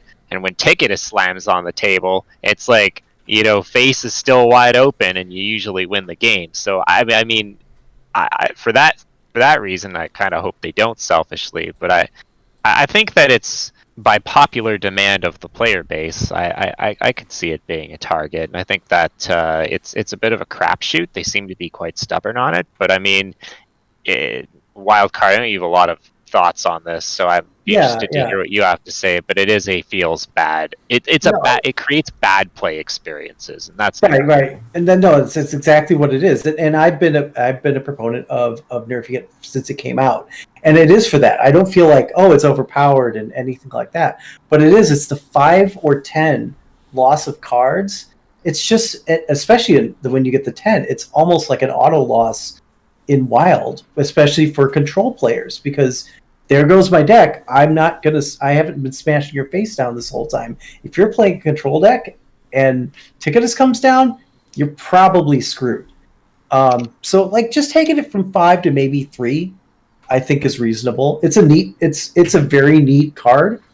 No, it's not. Taking it down. It's disgusting. It is disgusting, but I think taking it down to like 2 or 3 would be fair. I mean, I think that's a little bit extreme personally, like, because you have to corrupt it to discard only 2, but like, I agree. I mean, I hit legend. It's still a big body though. I mean, I hit legend with Reno Lock last month, and I will tell you, like, playing Brand Ticketus and you're forcing your opponent to discard a third of their deck, like, they'll rage quit. I mean, Now I will also agree with you guys gonna still be on speaking terms after this, knowing now that Nate did Brand Ticketus, like his wild card is not down with the Brand Ticketus. Right? I will say that Blutrane, I think you're correct in terms of, like, that's what you don't want to see as like a super greedy Warlock player, is that, hey, like, I'm sitting on that Ticketus, it's a dead card in my hand because I have to play something that costs 7 or more mana before it corrupts, and I'm not going to play it before it corrupts, and if it drops accidentally, you can still go face, and like, there's a lot of times it's a dead card. But then again, like, if you're in the mirror match or against a slower, like a control deck, you know, it's game winning, and so, you know, it's interesting. I'm not quite sure what to make of it. I wouldn't be too surprised if it got hit. I'm not quite sure if there's anything else though in terms of nerfs. And again, you know, Wild show, but it's the nature of it that Standard dictates the nerfs. I see chat laughing at this concept of Born to be Standard, but like that is the reality of the situation, is that they're not going to nerf something specifically for Wild unless it's such a huge problem. Now with Ixar playing a ton of Wild lately, he's got a good grasp on it. I know he switched. He used to do his AMAs on Wednesday night, and he's doing them on Friday night. So there's one going on right now. Last week he said no Wild nerfs are planned. He basically said the same thing tonight. Now, and then he acknowledged that APM, like Flame Waker Mage and Dark Glare, are the current, like, OP feels bad decks. So, you know, we'll see, but I still think there's nothing planned right now. So, you know, we'll see.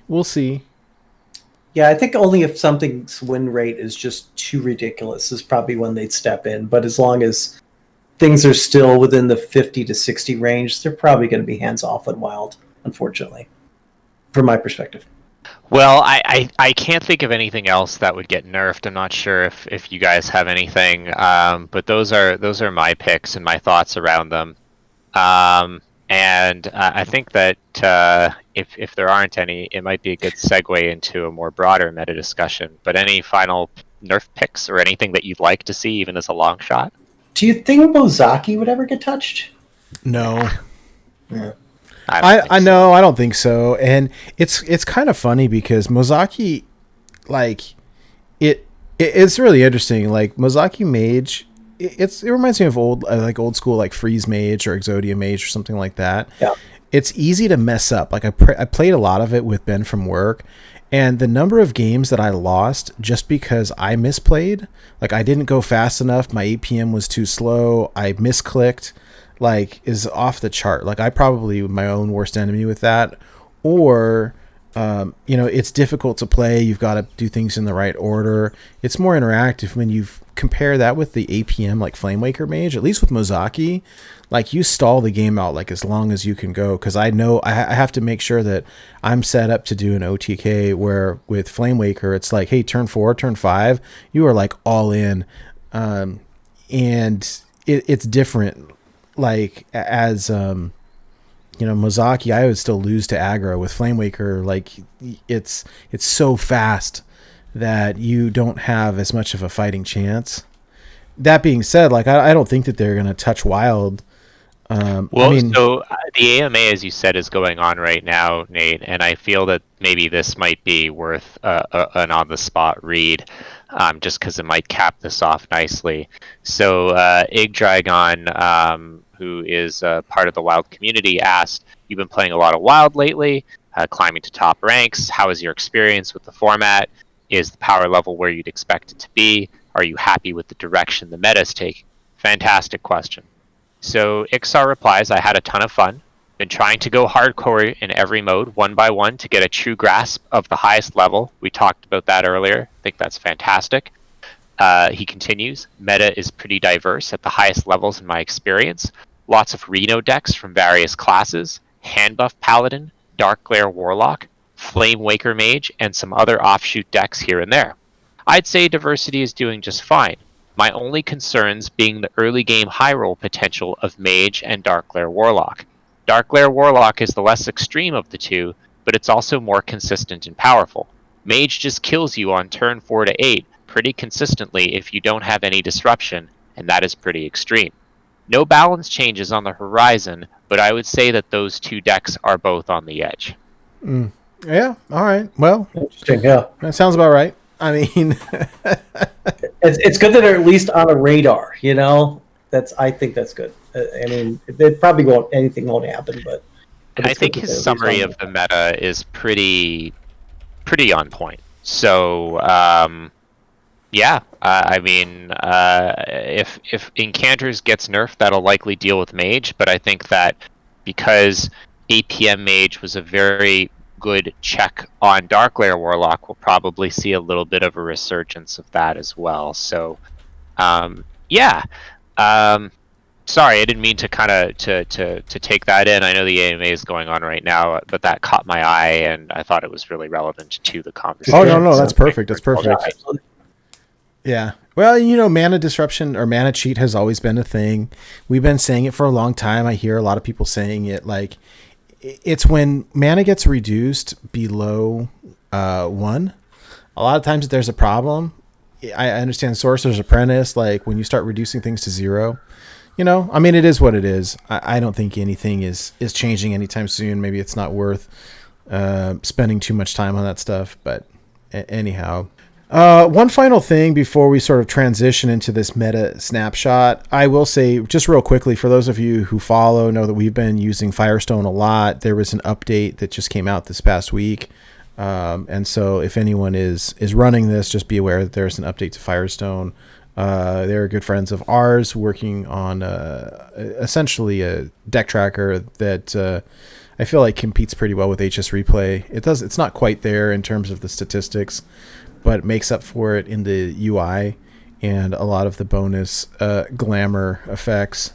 So if anybody's interested, I definitely recommend checking out Firestone. If you just Google Firestone or go to firestoneapp.com. But there was a big update this week, so worth checking out. Yeah, let's say Google Firestone HS, not Firestone, because you'll just get a bunch of tires. Tires, yeah. Oh, that's funny. How those radials, yeah. Yeah.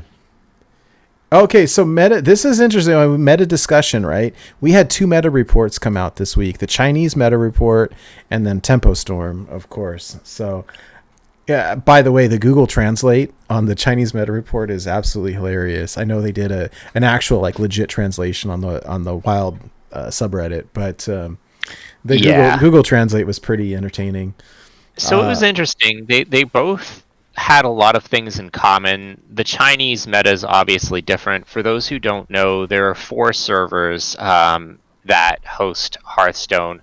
what we call North America, although probably calling it the Americas is more appropriate because everyone from South and Central America play on the Americas, Europe, Asia, which is like Asia South Pacific, like Japan, Korea, kind of that part of the world, and then China.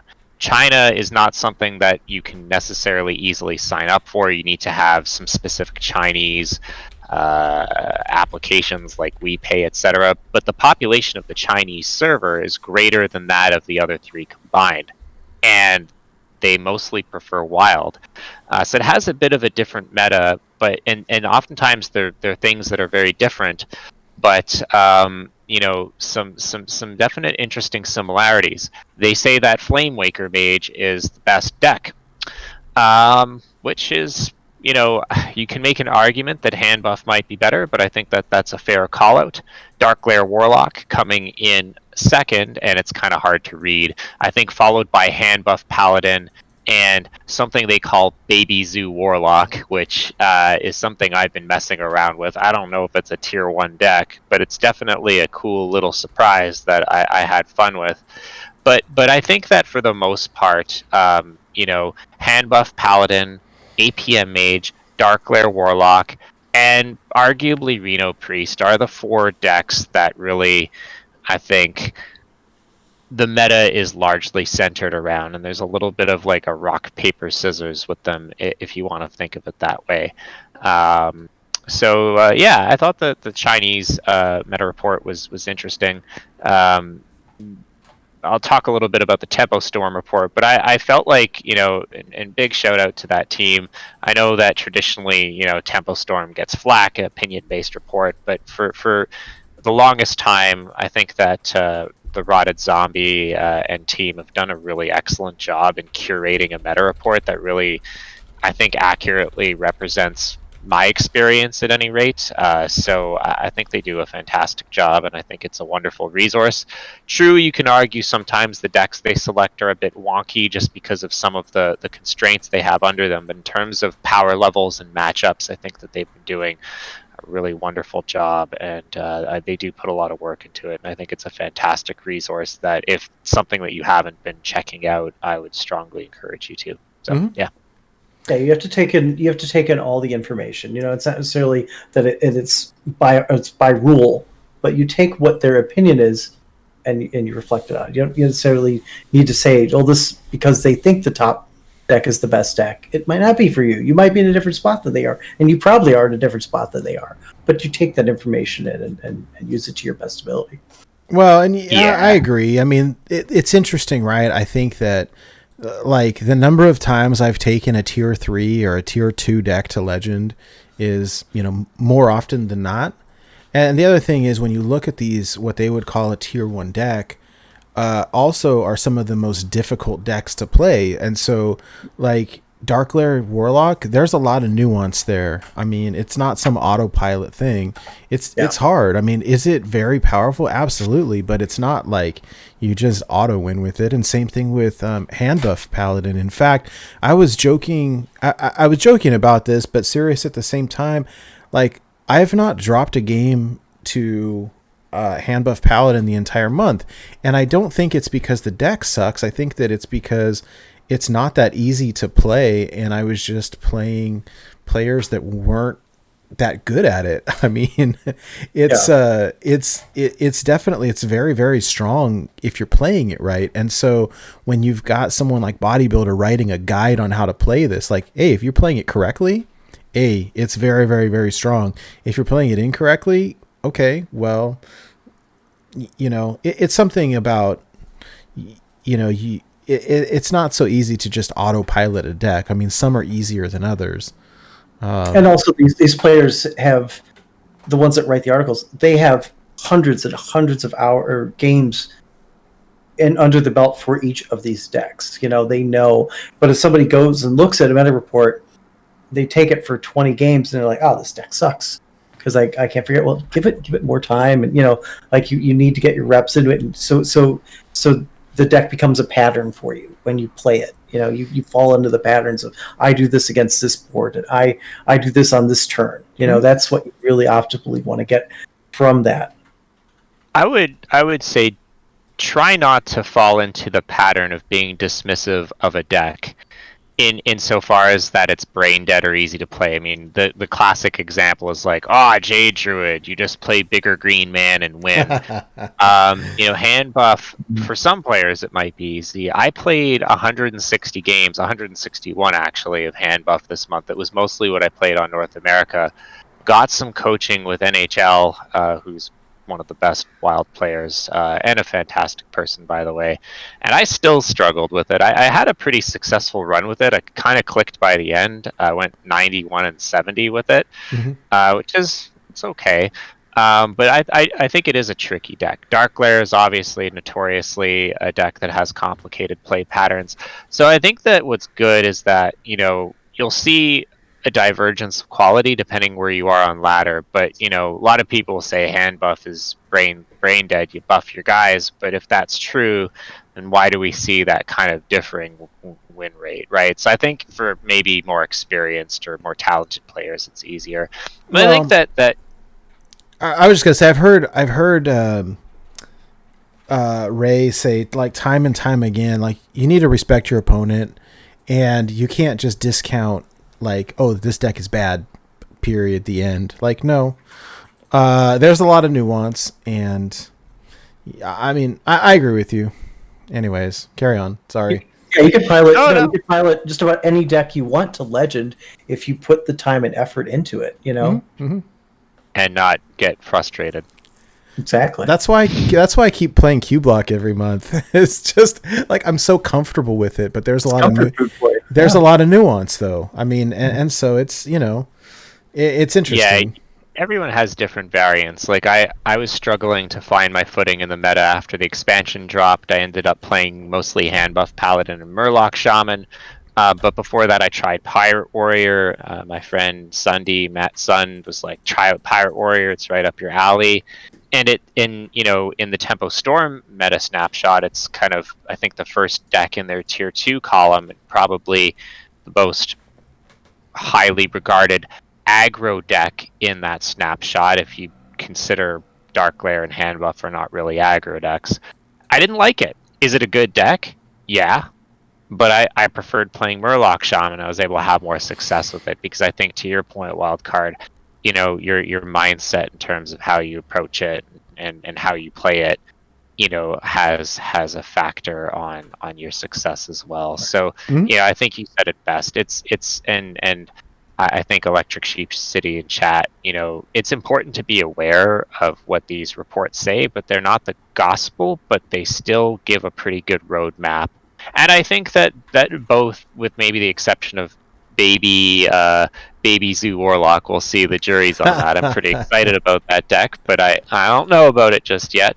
I think for the most part they're pretty spot on. I mean, is APM Mage the best deck in the game or the third best deck in the game? I think at that point it doesn't really matter. Everything being relative, they are the decks that are defining the meta, right? The 4 that are listed on the screen: Hand Buff, Dark Lair, Flamewaker Mage, and Reno Priest. What I think is interesting, if Incanter's Flow gets nerfed, and APM Mage dies, which it may not, it'll be interesting to see how the meta evolves. And I suspect that the 2 decks that APM Mage targeted pretty well, which was Dark Lair Warlock and the slower control decks, like calling Reno Priest a slower control deck will probably trigger your Wild Card, but in the context of the Wild metagame, I'll get through it. I'm just gonna drink my beer. I'll get through it. I just speaking in terms of relativity. I think they might come back to the forefront, and I think it'll have a downward effect on the meta. Like Murloc Shaman, I did really well on the back of Mages, but Dark Lair and Reno Priest eat it for lunch. So maybe we see decks that punish those a little bit better come back. So I think we'll see a little bit of a shift, but who knows? Maybe Incanter's Flow doesn't get nerfed at all. So this is all pure speculation on my part, but I think that for right now and next week as we go into the new season, those are the 4 decks to really watch out for. And if you don't want to play them, then I think that it's important to have a game plan against them, because you'll be seeing them no matter where you are on ladder. I think you'll see them quite often. particularly hand buff and the APM mages and the Reno decks. So yeah. Hey, one thing I wanted to touch on before we moved on, we did have a question from Discord, but I saw this earlier this week from HS Replay that showed the most played neutral cards in Wild, and I thought that this was interesting and also pretty funny that Crab Rider was one of the cards. This is Crab Rider. This is Wild. Okay, neutral cards in Wild. So Zephyrs in 21.4% of the decks. Deck win rate 52.8. Reno Jackson in 19.5% of the decks with a 52.2% win rate. Lotheb, our old favorite from the Curse of Naxxramas, in 17.1% of the decks with a 54.9% win rate. Dirty Rat in 16.4% of the decks with a 52% deck win rate.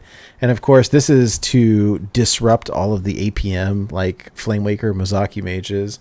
And then Crab Rider in 16.3% of the decks, but it's got a 59.2% win rate. Like, what? In Wild? I'm shocked. But I guess if we're looking specifically, like, you're playing this in hand buff, you're playing this in Murlocs, right? I don't think it's in anything else, is it? I mean, you'd play it in Even Shaman. I guess that's not really a deck. I imagine he's playing Even Paladin. Some people I've had seen a couple success Even with Shaman that. this month. Yeah. Yeah, Is it an Even? Oh yeah, you play this in Even Shaman 100%. I mean, you've got Flame Tongue Totem, you've got Earthen Might, you've got Cryostasis, you've got ways to buff it, and it's just ridiculous. It's a 1/4 for 2. Yeah. It's just good. I mean, Even Shaman, unfortunately, is not good. Although White Delight did take it to rank 1 EU Legend at the beginning of the month, but that's White Delight. He could make autocomplete work for him. But still, I think that, you're playing it in just about not every aggressive deck, but many of them. You're not playing it in Pirate Warrior. You're not playing it in Discard or like aggressive Warlock. But I mean, you're playing it pretty much in everything else. I think Murloc Shaman has a higher win rate and maybe is better than some of the reports have called it out. But I don't know. You could play it in Warlock, though, because of Power Overwhelming. That would be pretty tight, right? Yeah, I mean, when I say aggressive Warlock, I'm thinking like Discard Warlock or that Baby Zoo Warlock, and it kind of doesn't really synergize in there. But I mean, who knows? Maybe there is an aggressive Warlock deck that could run PO. But one of the things about Crab Rider is that it can stick, and PO would kill it. But I mean, it still pushes a lot of damage, right? Yeah, I think some people started putting Crab Rider in Dark Glare, which runs PO. So that's. So I've got two things to say. One is a joke and one is serious. I think joking first, I would say that, hey, like, if this card is that good, I'll just add it. I'll pull Penflinger out of my Reno Priest and drop in Crab Rider instead. But joking aside, I mean, hey, it's just a good control tool, right? As Ixar would say. Yep, exactly. You just start running Inner Fire in your Reno Priest, and then you can. Oh my god! Can you imagine Divine Spirit Inner Fire Crab Rider? Oh, that's hilarious. Yeah. Now, one interesting thing about this wild card is that 4 out of the 5 cards listed are played in more controlling, slower decks. So, what do you think about that? Well, no, and I think I made the joke in Discord. It's like, seeing this graphic, it was like, you got 4 iconic wild cards, and then you got freaking Crab Rider. Like, like what? Like, come on. But yeah, I'm sorry, Nate. You were. No. So the other thing, it was interesting that I picked up from talking to Goku last week, and I think this was maybe after the show we were talking, and he was saying that from a deck building perspective, one of the things that he does is when he puts a card in a deck, it's the card has got to be good on its own without relying on 2 to 3 other cards to work with that card to make it better. And so the question is Crab Rider good on its own, or does Crab Rider need to go in a deck and then you're relying on, Power Overwhelming or some other card to like make it work, because then it's going to be a dead card in your hand half the time. And I thought that was really interesting just from a deck building perspective. And I had always asked myself a similar question but different, was like, hey, mid to late game, if I top deck this card, am I happy to see it or am I upset? And so, you know, it's got to be standalone good, but I could see how this Crab Rider could pretty much dump into almost any deck and still be good. It's interesting. Okay, so maybe he gets nerfed next week. Who knows? I don't know. It's possible. I mean, if it does, I will say that they have been pretty good about not destroying cards when they're nerfing them. Like the cards that they nerf are still playable lately, which was not always the case. And so, you know, it's interesting. I could see it pretty easily going. And it's a Shaman exclusive is the way to go. Hey, there we go. I think we'll see it as a 1/3. I think it'll be a 1/3. I guess we'll see. That seems fair. Yeah, that seems fair. So we got a question from Mediocre Ogre in the Discord saying, I've been wondering what you guys thought of this. Are there any quote-unquote pack filler cards from expansions that you thought were underappreciated? Ogremancer came to mind, and how it only saw play once people realized it was a very good tech card.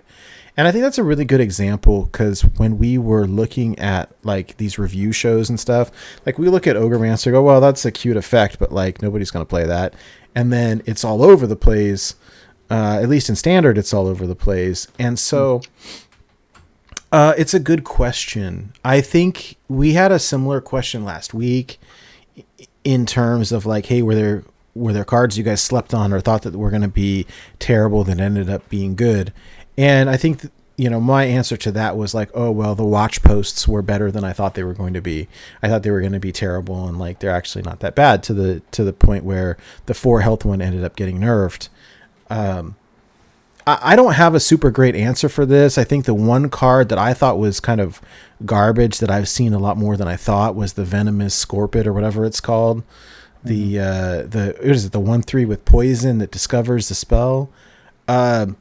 It's super annoying to deal with, because now I've got to figure out how to kill this thing, and then they just got some random card from it that I can't predict.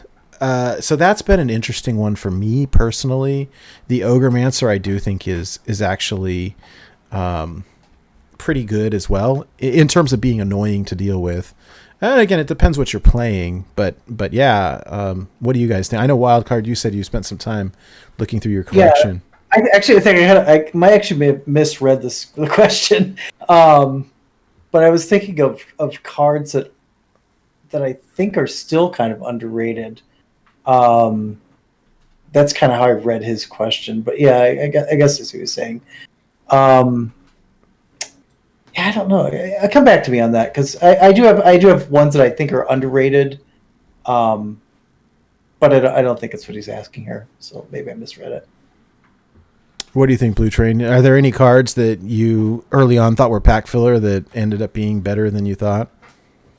Well, definitely Watch Post. I'd never thought it would be pack filler. When I did my kind of pack opening, like ad hoc review, I kind of questioned whether Watch Post would be good or not. And in retrospect, I never thought it would have created a wild meta-defining deck. So that definitely surprised me.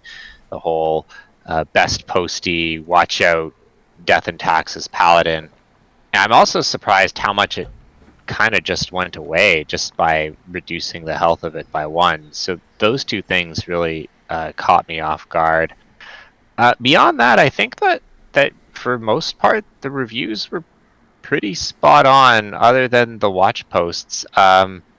Let me ask you a question about Death and Taxes Paladin. Do you think it went away because of the nerfs to the watch post and the sword? Or do you think it was like flavor of the week and people just got bored with it? I mean, I knew it was very strong, but like, I don't know. I almost thought like, okay, cool, this is cute. People are going to play this for a couple weeks and they're going to get bored of it. I mean, I played it on day 1 when I first saw it, and I had some crazy win streak, and Mike did better than me with it. But I didn't think that it was like, I mean, oppressive, yes, because it was difficult to play things, but then again, like Oh My Yogg is part of the problem there too. It's like, okay, I can't. Yogg is well, who thought that giving Paladin a 1-mana counterspell was a good idea? I mean, yeah.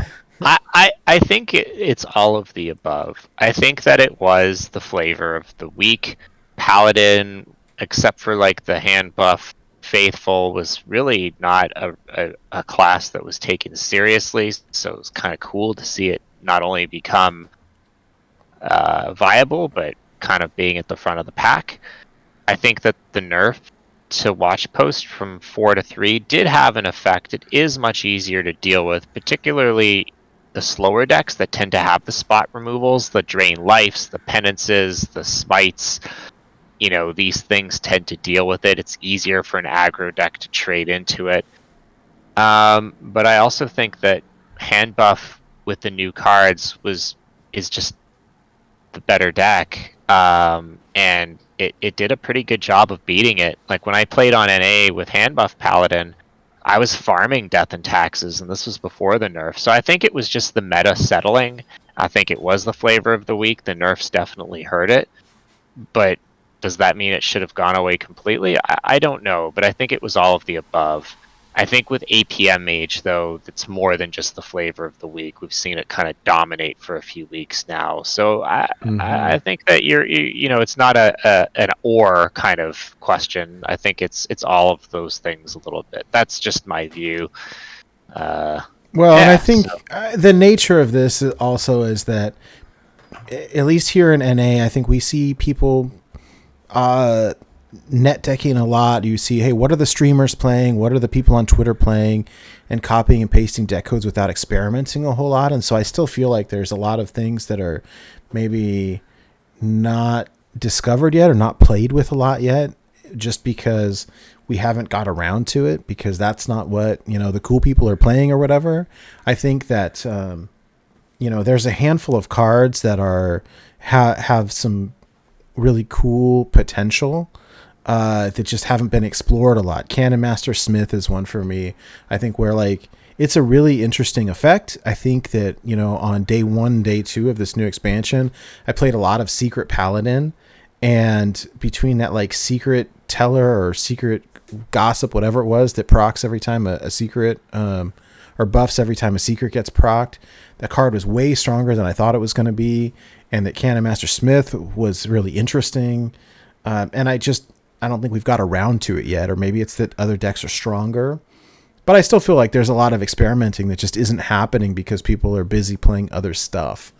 Even within existing archetypes, there's a lot of experimentation to be done. You take Secret Mage, which is kind of the deck that makes everyone groan and roll their eyes.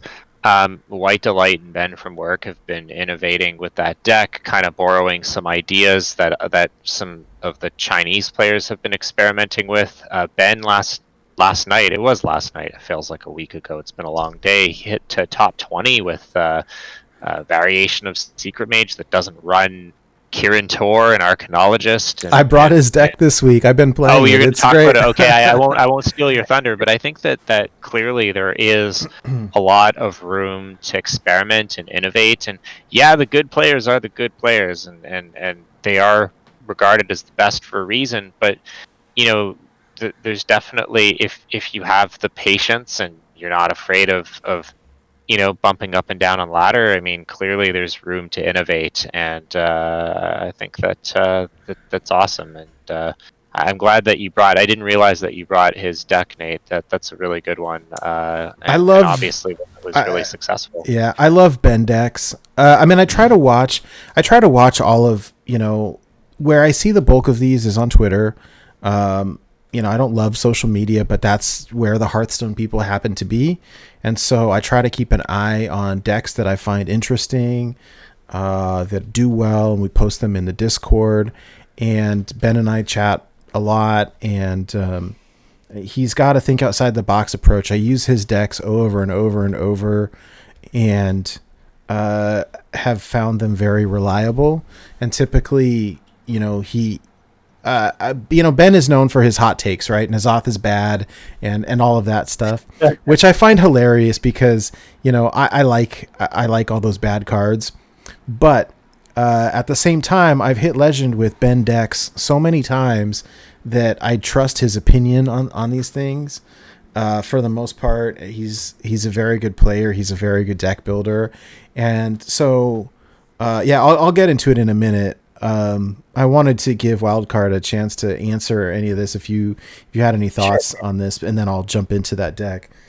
Yeah, no, I was thinking, the funny thing is, I think I actually tend to, and I've done this like when I was, when I used to write for like Wild HS or whatever, but like I tend to overvalue cards sometimes. So it actually is kind of difficult for me to think of ones that I miss. And I think, he does say from expansion, so it's not necessarily this expansion. So the only one I think of recently that came out of left field for me was like Penflinger in its original form, of course. Just not expecting people to use it in that manner, I guess, to just keep bouncing it and bouncing it and bouncing it. That one just kind of caught me off guard. But nothing from this expansion has really come out of left field for me. I'm not like, oh man, I wish I'd have thought of this with that. I mean, maybe there's a couple things like Hand Buff Paladin. I think is really cool, and I made a Hand Buff Paladin years ago with like the old, the original like buff cards from, what was that? The Grimy Goons. Grimy Goons. From Gadgets.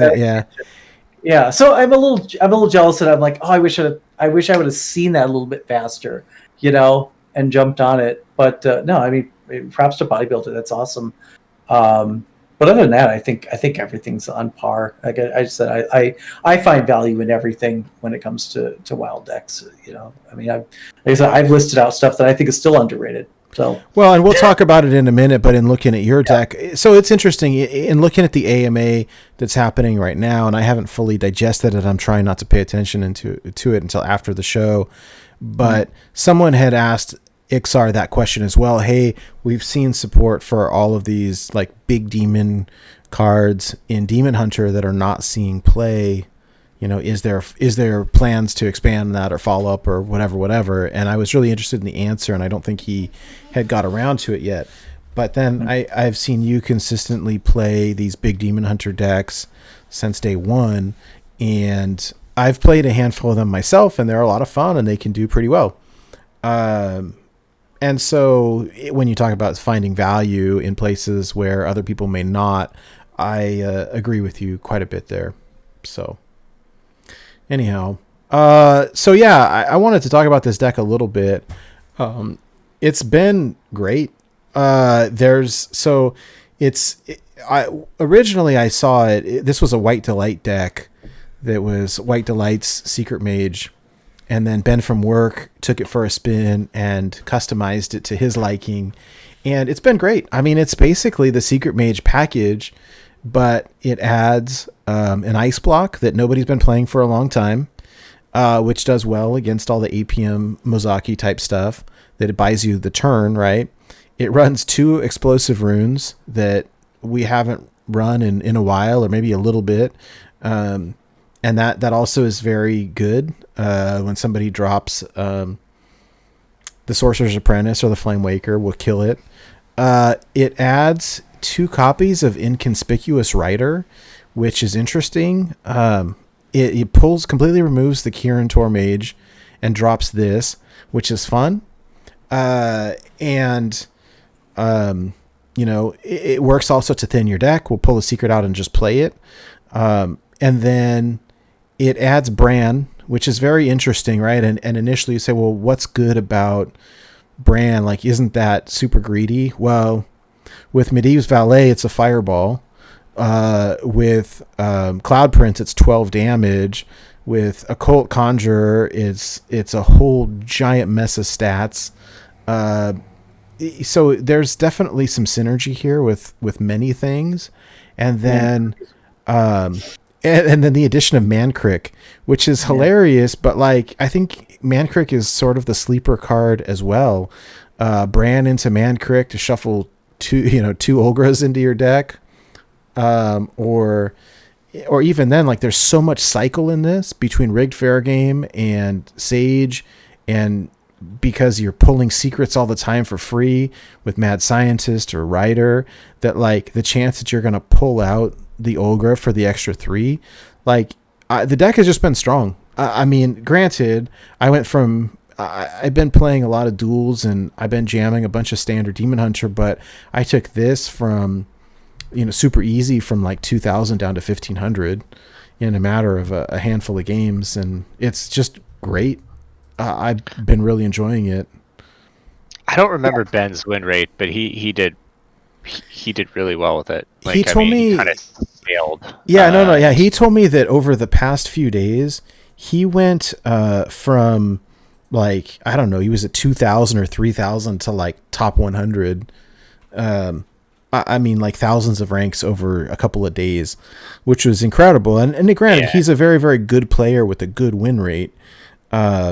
But it also is kind of a to show how good the deck is. Right. Someone in chat asked. Oh, sorry, Wildcard. Go ahead. This is a great example from our earlier conversation about the meta. Like, Secret Mage just kind of disappeared, but it's still a good deck. It's not like it's not a good deck anymore. And this just kind of shows, like, just because it's not as high on the meta report as it was a couple of months ago, it can still do its work, Yeah, and so someone in chat asked, I don't see why we would run the Rider over Kirin Tor, and I think that the rationale is that the deck has a larger secret package than maybe the traditional builds, and so the Rider kind of replaces the Kirin Tor and the Arcanologist by allowing the secret to go directly from your deck into play, which synergizes with the strategy a little bit better. I mean, it kind of seems odd, I grant you, but I mean, both White Delight and Ben had success with it, and I jammed a few games of it out of curiosity.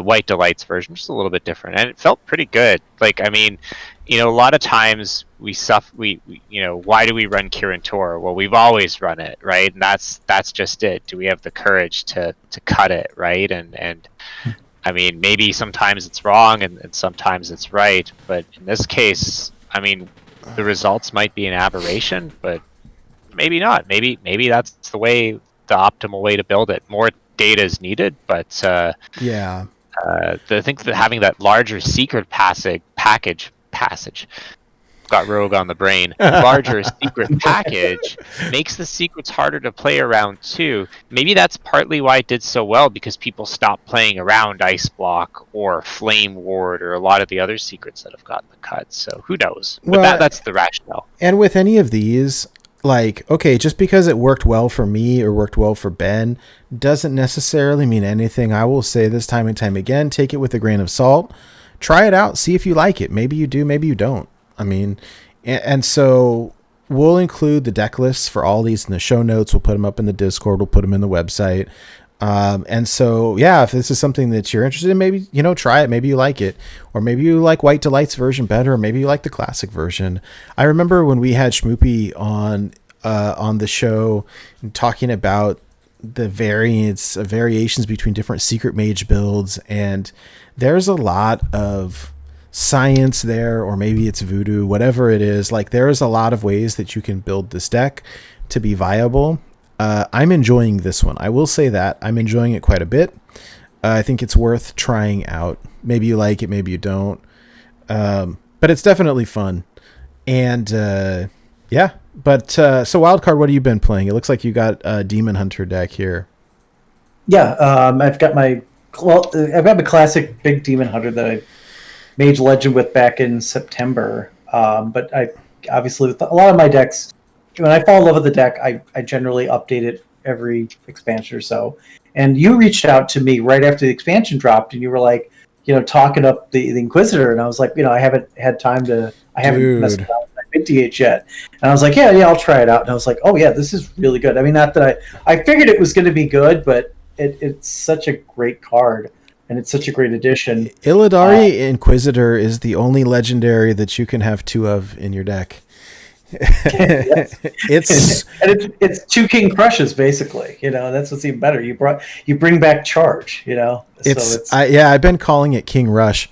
Okay, let me diverge for 2 seconds and talk about naming conventions here, because this came up the other day, and so of course we have Ragnaros, the original 8 damage, right? And then we have Ragnaros, the Light Lord, which I had always put those two together and called them Ragnabros.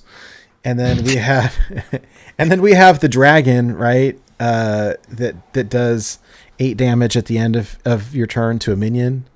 And I had called it Dragnaros. And then I've got Illidari Inquisitor, which of course is an 8 mana 8/8 rush that will also attack whatever you attack with it. And so I've been calling it Ragnarush. But I have not come up with a name for the new Alexstrasza yet, which also is 8 damage out of nowhere. That's a tricky one for me. I'm stuck on that one at the moment. So if anyone thinks of anything, great. But I do have one for the new Ragnaros though, the Diamond Ragnaros. Oh, what is it? What is it? Ragnaros. the diamond's a rock. Yeah, there you go. Yeah. Anyways, I mean, I don't mean to digress, but yeah. So you've been liking Inquisitor. What do you think about it? It's great. I mean, again, with my deck, I play 2 Fell Summoners, so obviously, if you can pull them out early, it's even better. It's more tools for this deck. I cut like a Void Hound out of the deck because just doing eating 1 from everything isn't quite as valuable as just smashing face.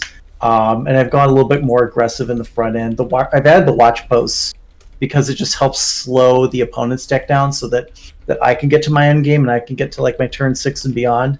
But it's been a solid deck. It's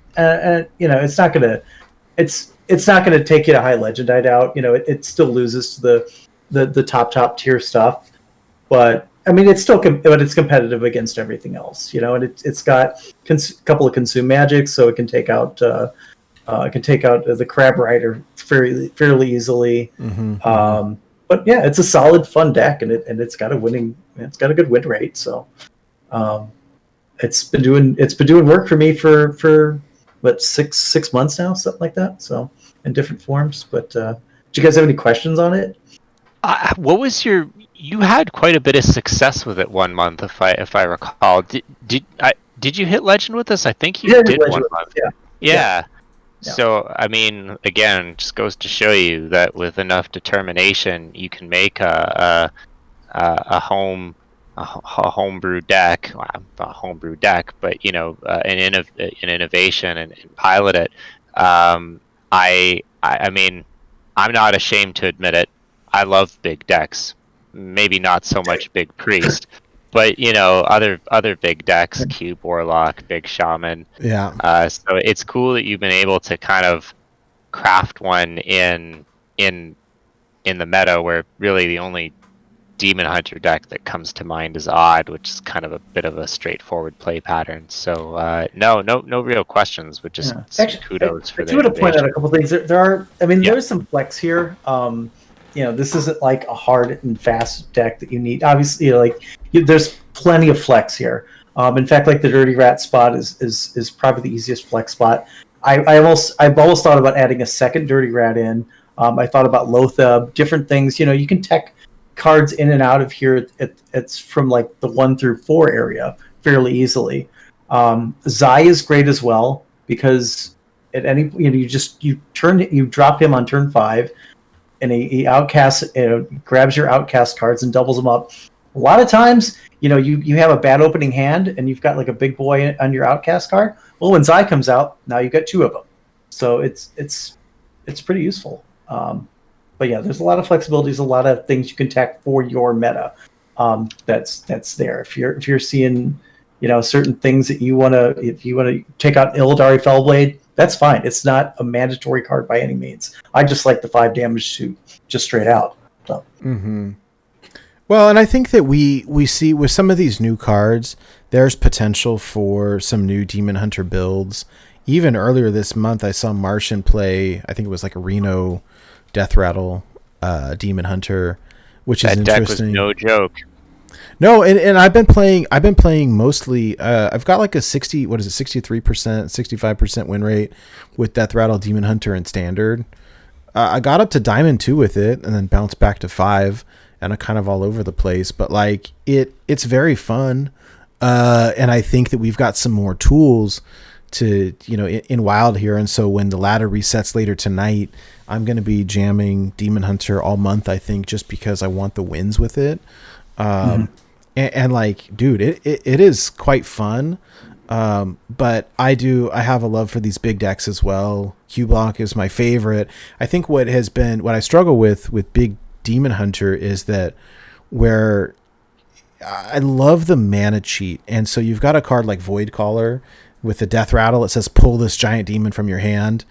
And it's just not quite as good in Demon Hunter, where you get the reductions, but everything's a little bit more expensive. That being said, these giant demons are really good. Pit Commander is crazy good. Ancient Voidhound is one of the most fun cards I've ever played.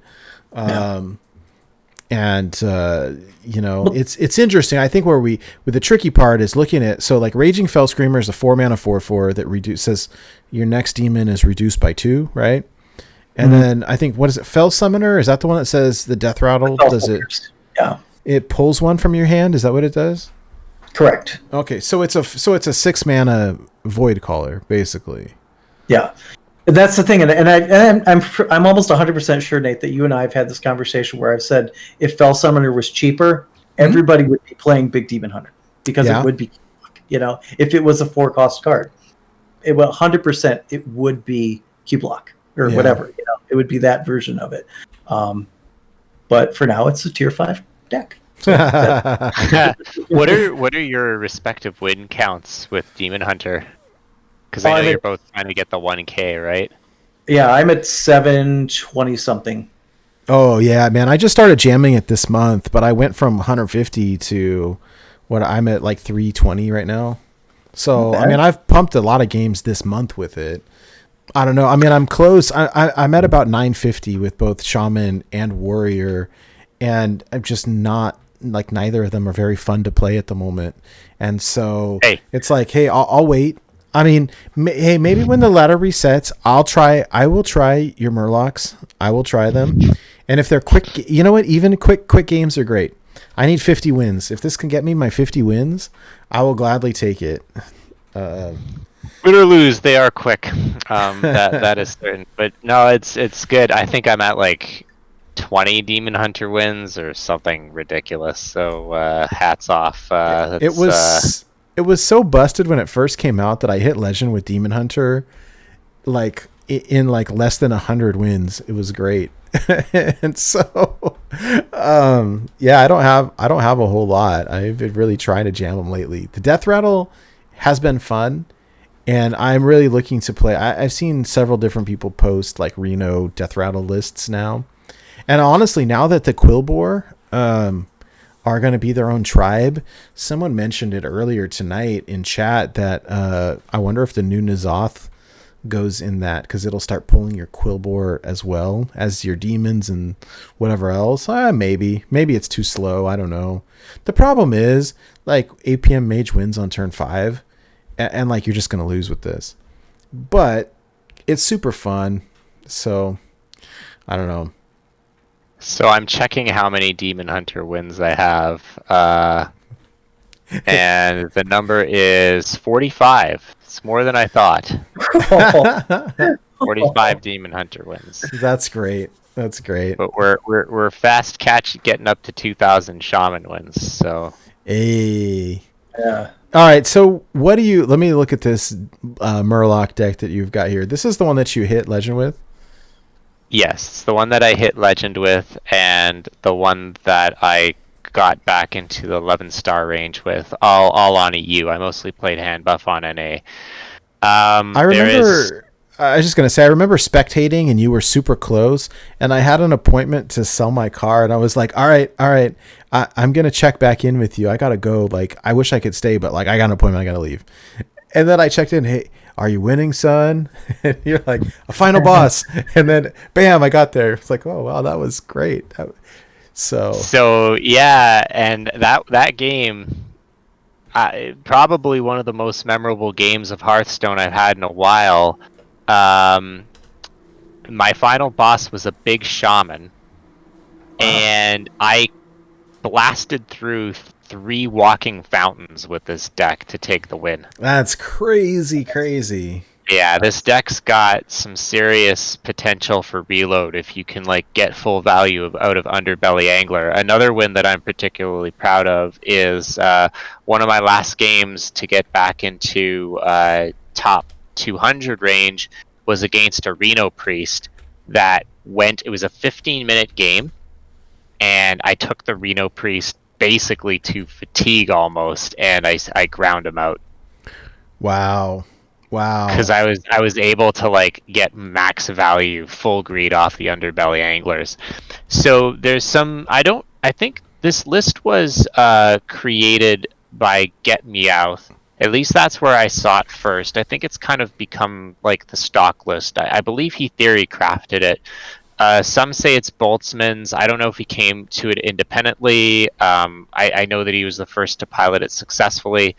But, I mean, the deck is pretty straightforward.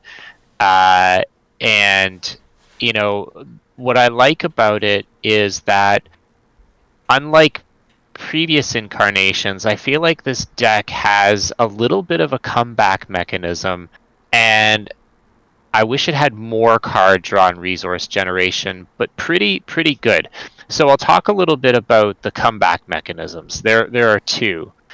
So one of the new cards that was printed is Lush Water Scout, a 2-mana 1/3 that gives your Murlocs rush and +1 attack. It's like almost like Broom for Murlocs, kind of. It's not quite the same. It has to be out. It's more like Magic Carpet possibly, but it's really strong with Mermy and the new 1-mana 1/2 Death Rattle that produces a 1/1, because what'll happen is you know, you can on turn 3, if you're fighting for board against a Pirate Warrior, for example, play the Lush Water Scout Mermy. It'll become a 2/1 rush, kill it, reborn into another 2/1, kill something else, so you get 2 for 1 off of that.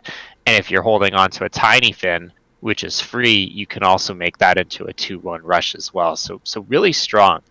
The other comeback mechanism is Firemancer Flurgle and Toxfin. Now, you don't have to play Flurgle with Toxfin, but boy, it's a board clear. Mm-hmm. Not only is it a board clear, every successive Murloc that you play after that will deal poisonous damage as well. So if they don't have an answer for it, it could be multiple board clears as well. So that comeback mechanism is new to the deck, and it feels good because, you know, board-based aggro really struggles in this meta because of things like Broom and you know, like Rush, I guess, for a lack of better description. So now Murlocs have a rush tool, and paired with the Death Rattles and the Reborns, it's really strong. Angler's always been good, but with this deck being so low to the ground, if you don't tempo out an Angler and you save one, if the game goes long, it can generate a lot of resources. And Nothing Can Stop Us, which is the new buff, is amazing. I mean, it's better than Everything is Awesome. And that was a good card to begin with because it gives all your Murlocs +2/+2. And it costs 3, and generally you want to play it on curve if you can get away with it. So typical play pattern will be Murloc on 1. It's always important to have a 1-drop, even if it's a Toxfin or a Tiny Fin. While it feels bad, you want to get a 1-drop down. That's why we don't play Quest, which is one of my favorite cards. Feels bad. On 2, you know, Crab Rider, a no-brainer, or you know, South Coast Chieftain is a good one as well. And then if you can cheat out another Murloc with the coin, or you have a Tiny Fin and buff them on 3 with Nothing Can Stop Us, that's pretty much your winning line, especially if you're trying to close the game out quickly against control. And I mean, the deck is, I think it's quite good. I think it's a tier 2 deck. Where in tier 2 is to some debate. Tempo Storm thinks it's one of the weaker tier 2 decks. The meta report from China had it a little bit higher. but I think it's very consistent. My final record with it was, I think, 70 and I am blind, so I can't. Here it is. It was 70 and 42. Oh wow. So about a 62% win rate. It was a lot of I had a lot of fun with it, and I think that's maybe why I might be overvaluing the deck a little bit, but I enjoyed it. It's got comeback, it's got resource generation with ice fishing and angler, and the synergy of the cards are great, and I think this is the perfect 30. Some people have been cutting one of the Mermies for like Sir Finley. I think that's fine. Finley is nice, but I really wouldn't cut the Death Rattles and the Reborns because it's such a strong play with Lushwater. I like these 30, but I mean, there's obviously some room for experimentation. The Tempo Storm Meta Snapshot suggested considering cutting Ice Fishing for the Murloc that buffs for +2. I wouldn't recommend that, but I mean, I can see the rationale behind it. I'm loath to give up the card draw. Really hoping to see what comes from the mini set. I'm really hoping for some powerful tools that might propel this, or maybe might bring like a Galakron or a Shutterwalk back to the fore. But I think it's a solid option if you want to play something that has quick games and has the potential to climb. I think this is a good choice. I don't remember who said it. Maybe it was you, Ben, or maybe it was 6J, that the deck feels a little bit like Aggro Druid. I think that this is a little bit more consistent than Aggro Druid and has a little bit more comeback. But it definitely is a classic aggro deck, and if that's your thing, then I definitely would recommend it. Certainly can win enough to be fun. Wow, that is...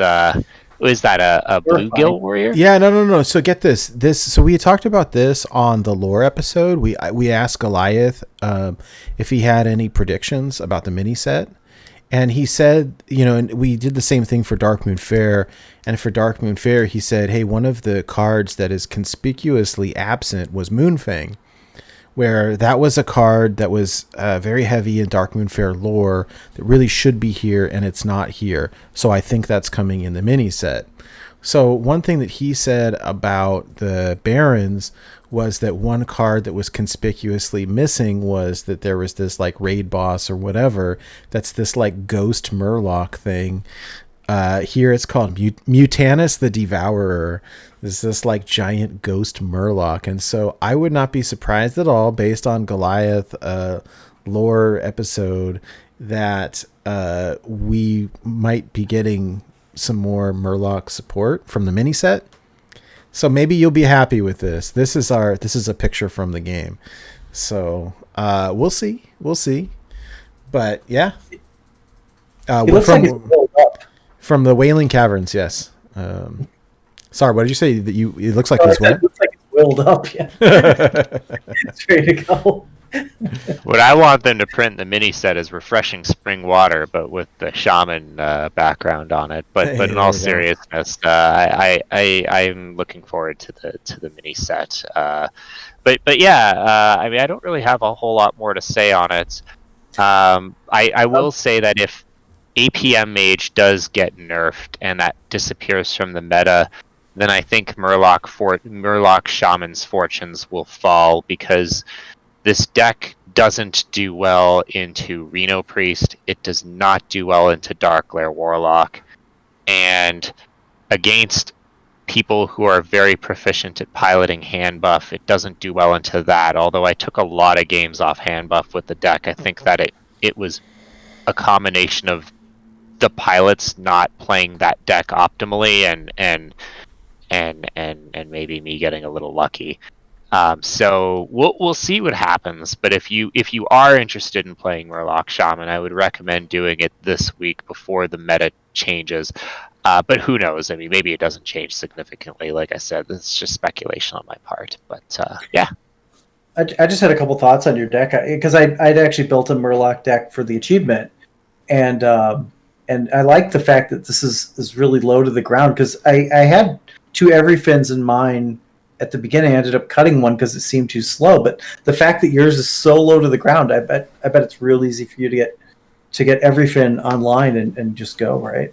Yeah, you can get it by turn 3 to 4 generally. Wow. You want nothing can stop us more because that one's easier to get up. But the play pattern is, Murloc on 1, 2 Murlocs on 2, buff on 3. Like, I mean, that is the optimal kind of flow charting against control. Against aggro, you'll stagger that a little bit more, but against other aggro, making your Murlocs grow by +2/+2 is really good. Another common play pattern is to coin out Underbelly Angler on 1 and hope that they don't have an answer. And then on 2, you can play the 2 Murlocs that I was talking about if you don't have Crab Rider, and then, buff on 3. And if you can buff the Angler on 3, then it becomes, even for a Priest, fairly challenging to remove unless they have Hysteria or a Shadow Word. So that's generally the play pattern. It is a simple deck, but much like all aggro decks, how you play the first 3 turns generally dictates if you'll be able to win or lose the long game. So the decisions that you make early game generally are a lot more critical or impactful. They tend to snowball. So if that's the kind of play style that you like, I'd recommend it. But every Fin is definitely the lesser of the 2 buffs, I would say. Interesting. So if I was looking to cut a buff, every Fin would go first. But the thing is that what would you replace it with? Gentle Megasaur is slower than every Fin and less consistent. Maybe you cut every Fin is awesome for the health buff guy, but you don't get the attack. Yeah. So no, I think in like true Blutrane fashion, like what does Blutrane not like? Does not like singles, in his deck for consistency purposes. And so the 2 singles in this deck are both legendary cards, which makes sense. And I agree with that assessment mostly because you get consistency, right? Like when you start having a bunch of 1-ofs in your deck, the chance of you drawing into that decreases significantly.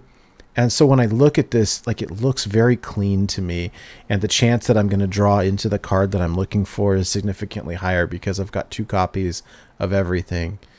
Of course, with the exception of the 2 legendaries. So I don't have any problems with it. I think I would try it just as it is.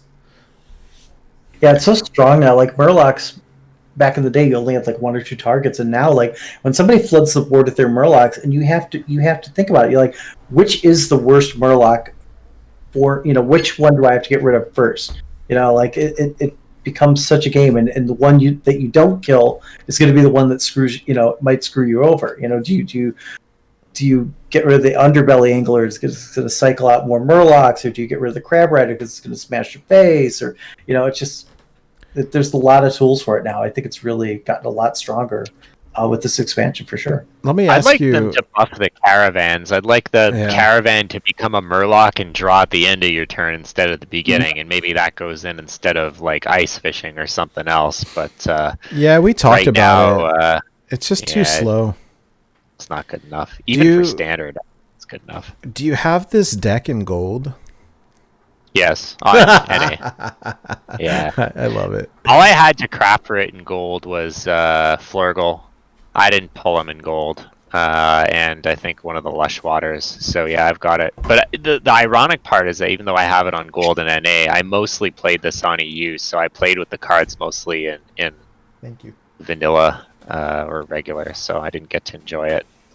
So who knows? Maybe I'll play it a little bit on NA next week. But I haven't decided what I'm going to play. I'm very much interested in playing that Chinese list, the Baby Zoo Warlock, which is like an iteration. It's like the love child of Discard Warlock and Cute Lock, and some have derided it as a mulligan simulator. Cough, cough. But I don't know. We'll see. I've had a few fun games with it, but I don't know if it's legit or not. I hate Cute Lock. I just lose with it over and over and over. I think that it's trash, but that's just me personally. But this is very different than Cute Lock. Yeah, no, I understand. I'll have to watch you play it. I'm skeptical, but I trust your opinion. So I'll give it to you. I'll give it to you there. I'd like to transition a little bit just because we're running out of time here. Okay, so talking about our weekly challenges, we've done one of these each week for the past handful of months, and essentially what this is a way for the community to kind of get involved and do something fun.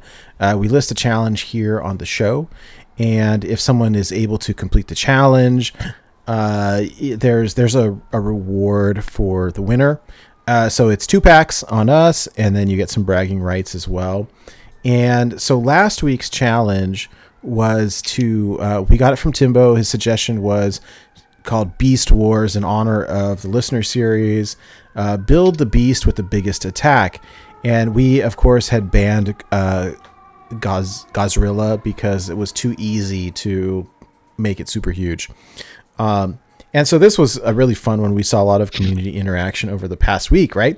This is crazy. This is exciting. So starting out, the way that you do these community challenges is we'll list what the challenge is, right? So this week was, hey, get the beast with the biggest attack. The rules are, it's similar to achievement hunting, although we say it's okay if you do it in casual. You just can't do it against a friend. You can't do it against the innkeeper because that's too easy. But you can do it in casual if you don't want to tank your rank. That's fine. And then you've got to show proof in our Discord. There's a contest entries page, and you can post it there. And so, the beast with the largest attack, right? First off, we got from Timbo, I've got this Mana Saber here, 104 attack. Like, wow, okay, that's pretty good. That's pretty good, right? Well, next up, I've got Mikkel come through, 176 Snow Flipper Penguin. Right? Wow. Nice. Yeah. Is that like a shutter walk thing, or how did that? That's crazy. I don't know, but it gets better. Okay. So then I've got Kenray with a 288, whatever this dinosaur is. Was it Megasaur? Ultrasaur? Ultrasaur. Yeah. Ultrasaur. Damn. Like your stomach is right now. It is Ultrasaur. Yes, that's very good. But I love it. And the winner of this week's challenge, okay, you thought 288 was big. The winner of this week's challenge is Mediocre Ogre. 416. 416. Oh my God. Damn. I didn't even know it was possible. Yeah, it's awesome. So I was so happy because sometimes we get these challenges and like a lot of people participate. Sometimes we get a challenge and like, 1 or 2 people, but like this was popping off in the Discord all week, and this was really fun. So we'll have to think of some more like this. I really appreciate the suggestion from Timbo. It was really great. So thank you for that. And big shout out to Mediocre Ogre for winning this challenge. So I'll reach out to you and we'll hook you up with a couple of packs and you get some bragging rights here as well. So super cool. 416, gigantic beast here. Okay, and then for this week's challenge, again, we were looking for suggestions from the community. The one that we ended up using, lovingly calling Suicide Squad, and I believe this was from Timbo as well. So the challenge this week, and of course this is a little bit subjective, and the hosts next week and myself will have to sort of vote on who does this the best. But the challenge here is to take yourself out self-lethal in the most glorious fashion that you can find. So the example here is Akanai Soul Priest with Reno Jackson to self-lethal for 30. There are other ways. And very creative ones at that. So we will revisit this next week. And again, the challenge is self-lethal the most creative way possible. And you'll have to send us screenshots or replays. Where you got to do this is in our Discord. So if you go to borntobewildhs.com, and there's a link that says Find Us, and there's a link to the Discord, and in that Discord there's a bunch of like little channels, and there's one called Contest Entries, and that's where you would post that stuff. Yeah, So Ben Nate, from this Work is is the saying first, Noggin Fire. Yep. Yeah, this is the first contest that's subjective. This is going to be interesting Yeah. because in the past they've all been like numbers, like it's quantifiable, but most creative is subjective. So is it going to be like a panel of you, Hydra, and Blackerot that's going to like decide on that? Like how's that going to work? Yeah, it will. We'll have to vote, I suppose.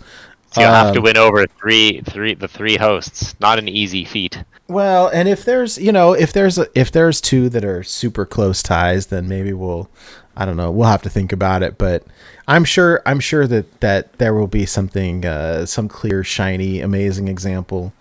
So we'll see. You can also do like a points things where like somebody votes like because like you get however many points for first place, and then you vote for your second place one and your third place one, and then whoever tallies the most points between the hosts maybe wins. That could be the way too. Yeah, we'll see. There could be. We'll see. There might be. There might be some clear consistency between the three of us, and maybe we'll get to argue about it. I don't know.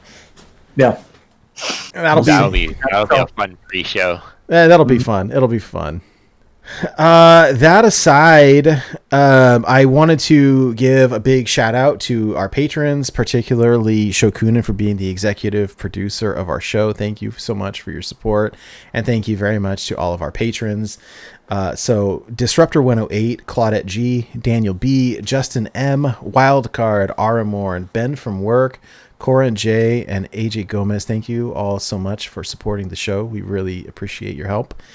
For anybody out there who's watching or listening, if you're interested in supporting the show financially, you can visit our website at borntobewildhs.com. If you click the Find Us page, there's a link to our Patreon.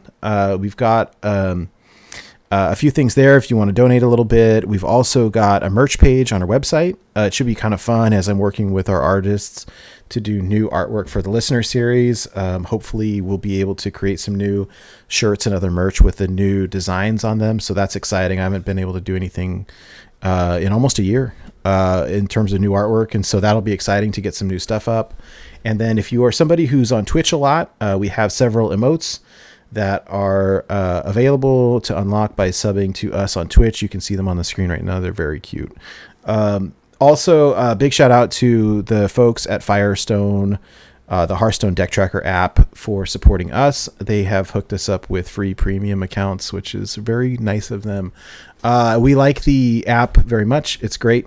I was, used Hearthstone deck tracker for a long time and have recently switched over to Firestone. It's been a lot of fun. I think they're still kind of learning and growing every day, which is interesting, but they are very receptive to feedback, which has been nice.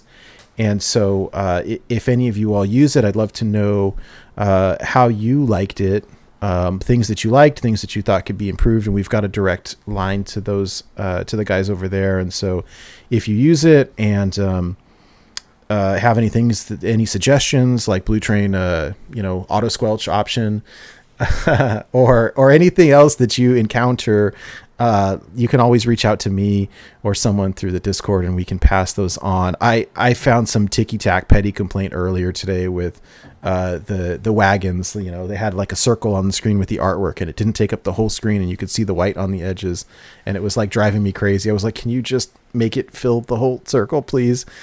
And they were like, yeah, we'll do it in the next build. Oh, that was easy. Wow. Okay. That's cool. So I've been really enjoying it. If you guys want to check that out, it's free. You can go to firestoneapp.com and download it. There is a premium version. It costs $3 a month and it will remove the ads. The ads are not a big deal. So if you it's not something that you want to pay for, don't feel obligated, but I suggest checking it out. I think it's pretty cool. That's basically it for me. Thank you guys so much for hanging out tonight. I really appreciate you guys covering for Mike and Hydra. Always good to see you guys and hang out with you guys.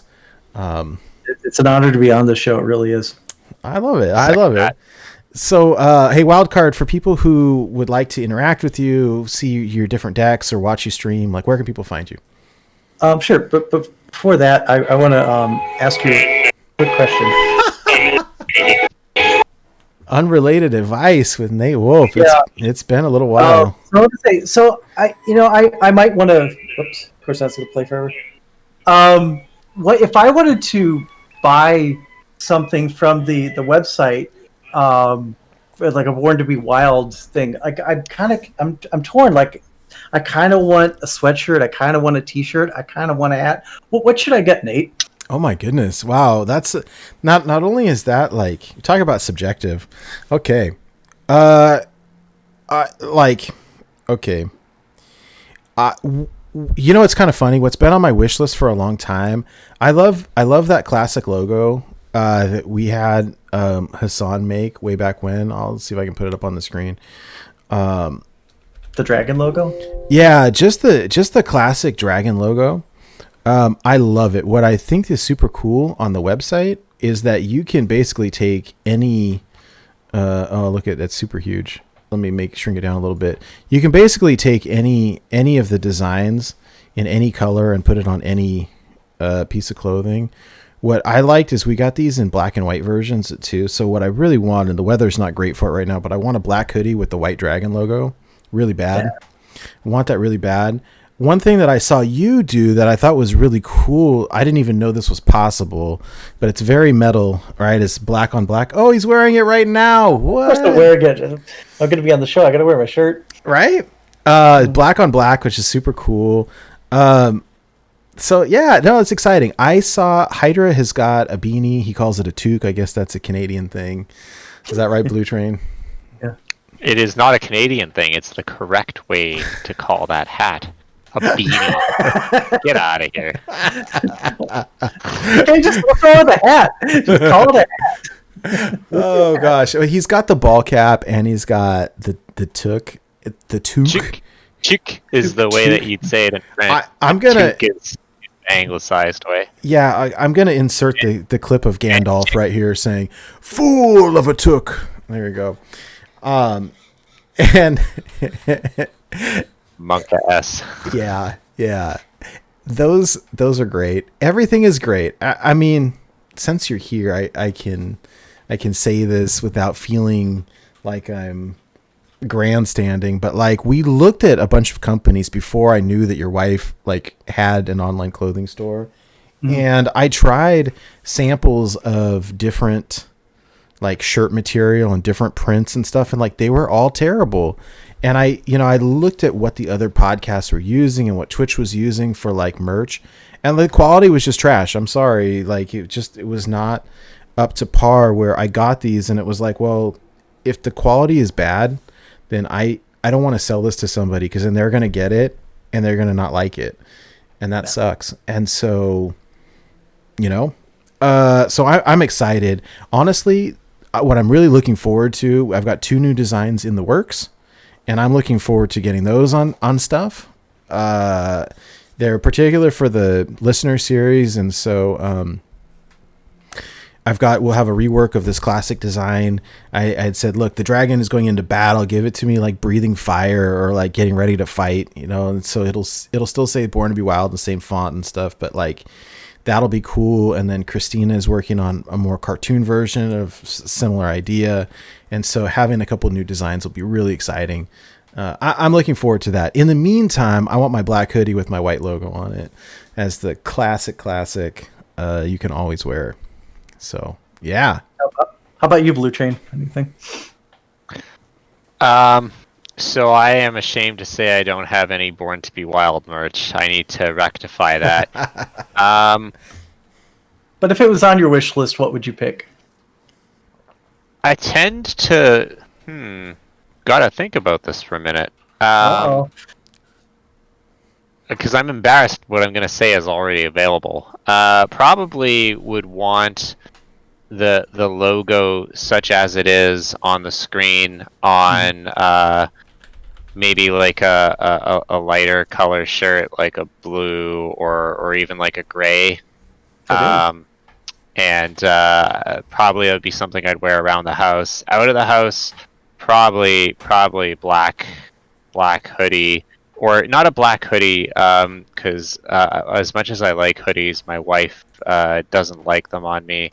A like zip up sweater, possibly black, that like had the logo like embossed, like embroidered on the left side. So like Ooh. you know, like those zip up. It's not a cardigan, but like just those zip up, almost like It's like a hoodie like without the a hood, right? yeah, I'd Yeah. say so. Except they tend to be, unlike a hoodie that kind of wears a bit more baggy. These tend to be fitted, right? Okay. So it would be like fairly fitted. No. I definitely would wear that. So I could show you later, wild card, what I'm talking about. But yeah, the hoodie without the hoodie, but a lot more fitted, a zip up. Black with the logo. I think orange on black looks good. So yeah. Sorry. Ooh. I want to apologize, Dave. I didn't expect this joke / plug to take at this much time, but Hey, that's fun.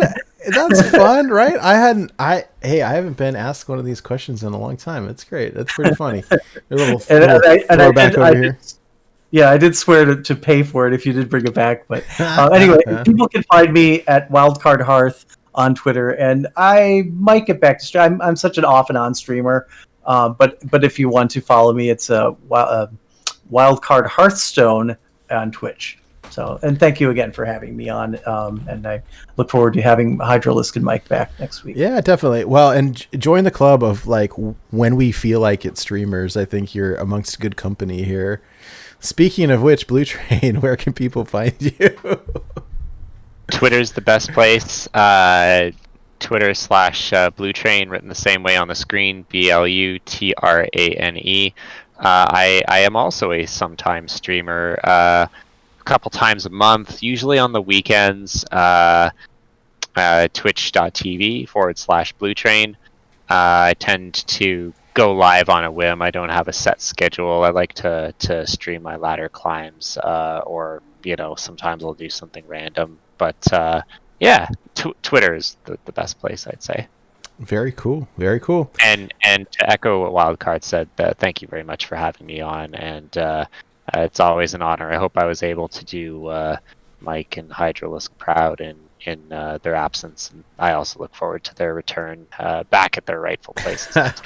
Absolutely. Well, and I appreciate you guys helping out. I'm at like half steam tonight with medicated and repairing from surgery. Are you holding up all right? Like, it's been a long one, so I'm doing okay. I have my lovely wife and son over here handing me medicine and water at least twice during the show. It was great. So I'm doing well, but I look forward to continuing my recovery. If you guys want to follow me, I'm active on Twitter at NateWolfTCG. It's NateWolfeTCG. More importantly, you can find the show and everything related at our website, which is borntobewildhs.com. Again, borntobewildhs.com. There you can find links to all of our stuff, the audio podcasts, the video versions of the podcasts. For those of you listening to the audio version, I always recommend the video because we've got graphics, and so you can see the articles when we're talking about them. You can see the deck lists when we're talking about them, and all of that stuff. Again, just one final plug for the listener series. Stay on the lookout for that. We will be dropping more info this weekend, and just stay tuned for some really fun challenges and games coming up. And that's about it. We will see you all next week for another new episode of Born to Be Wild. Thanks again for hanging out, everybody. Take care. Job's done. Job's done.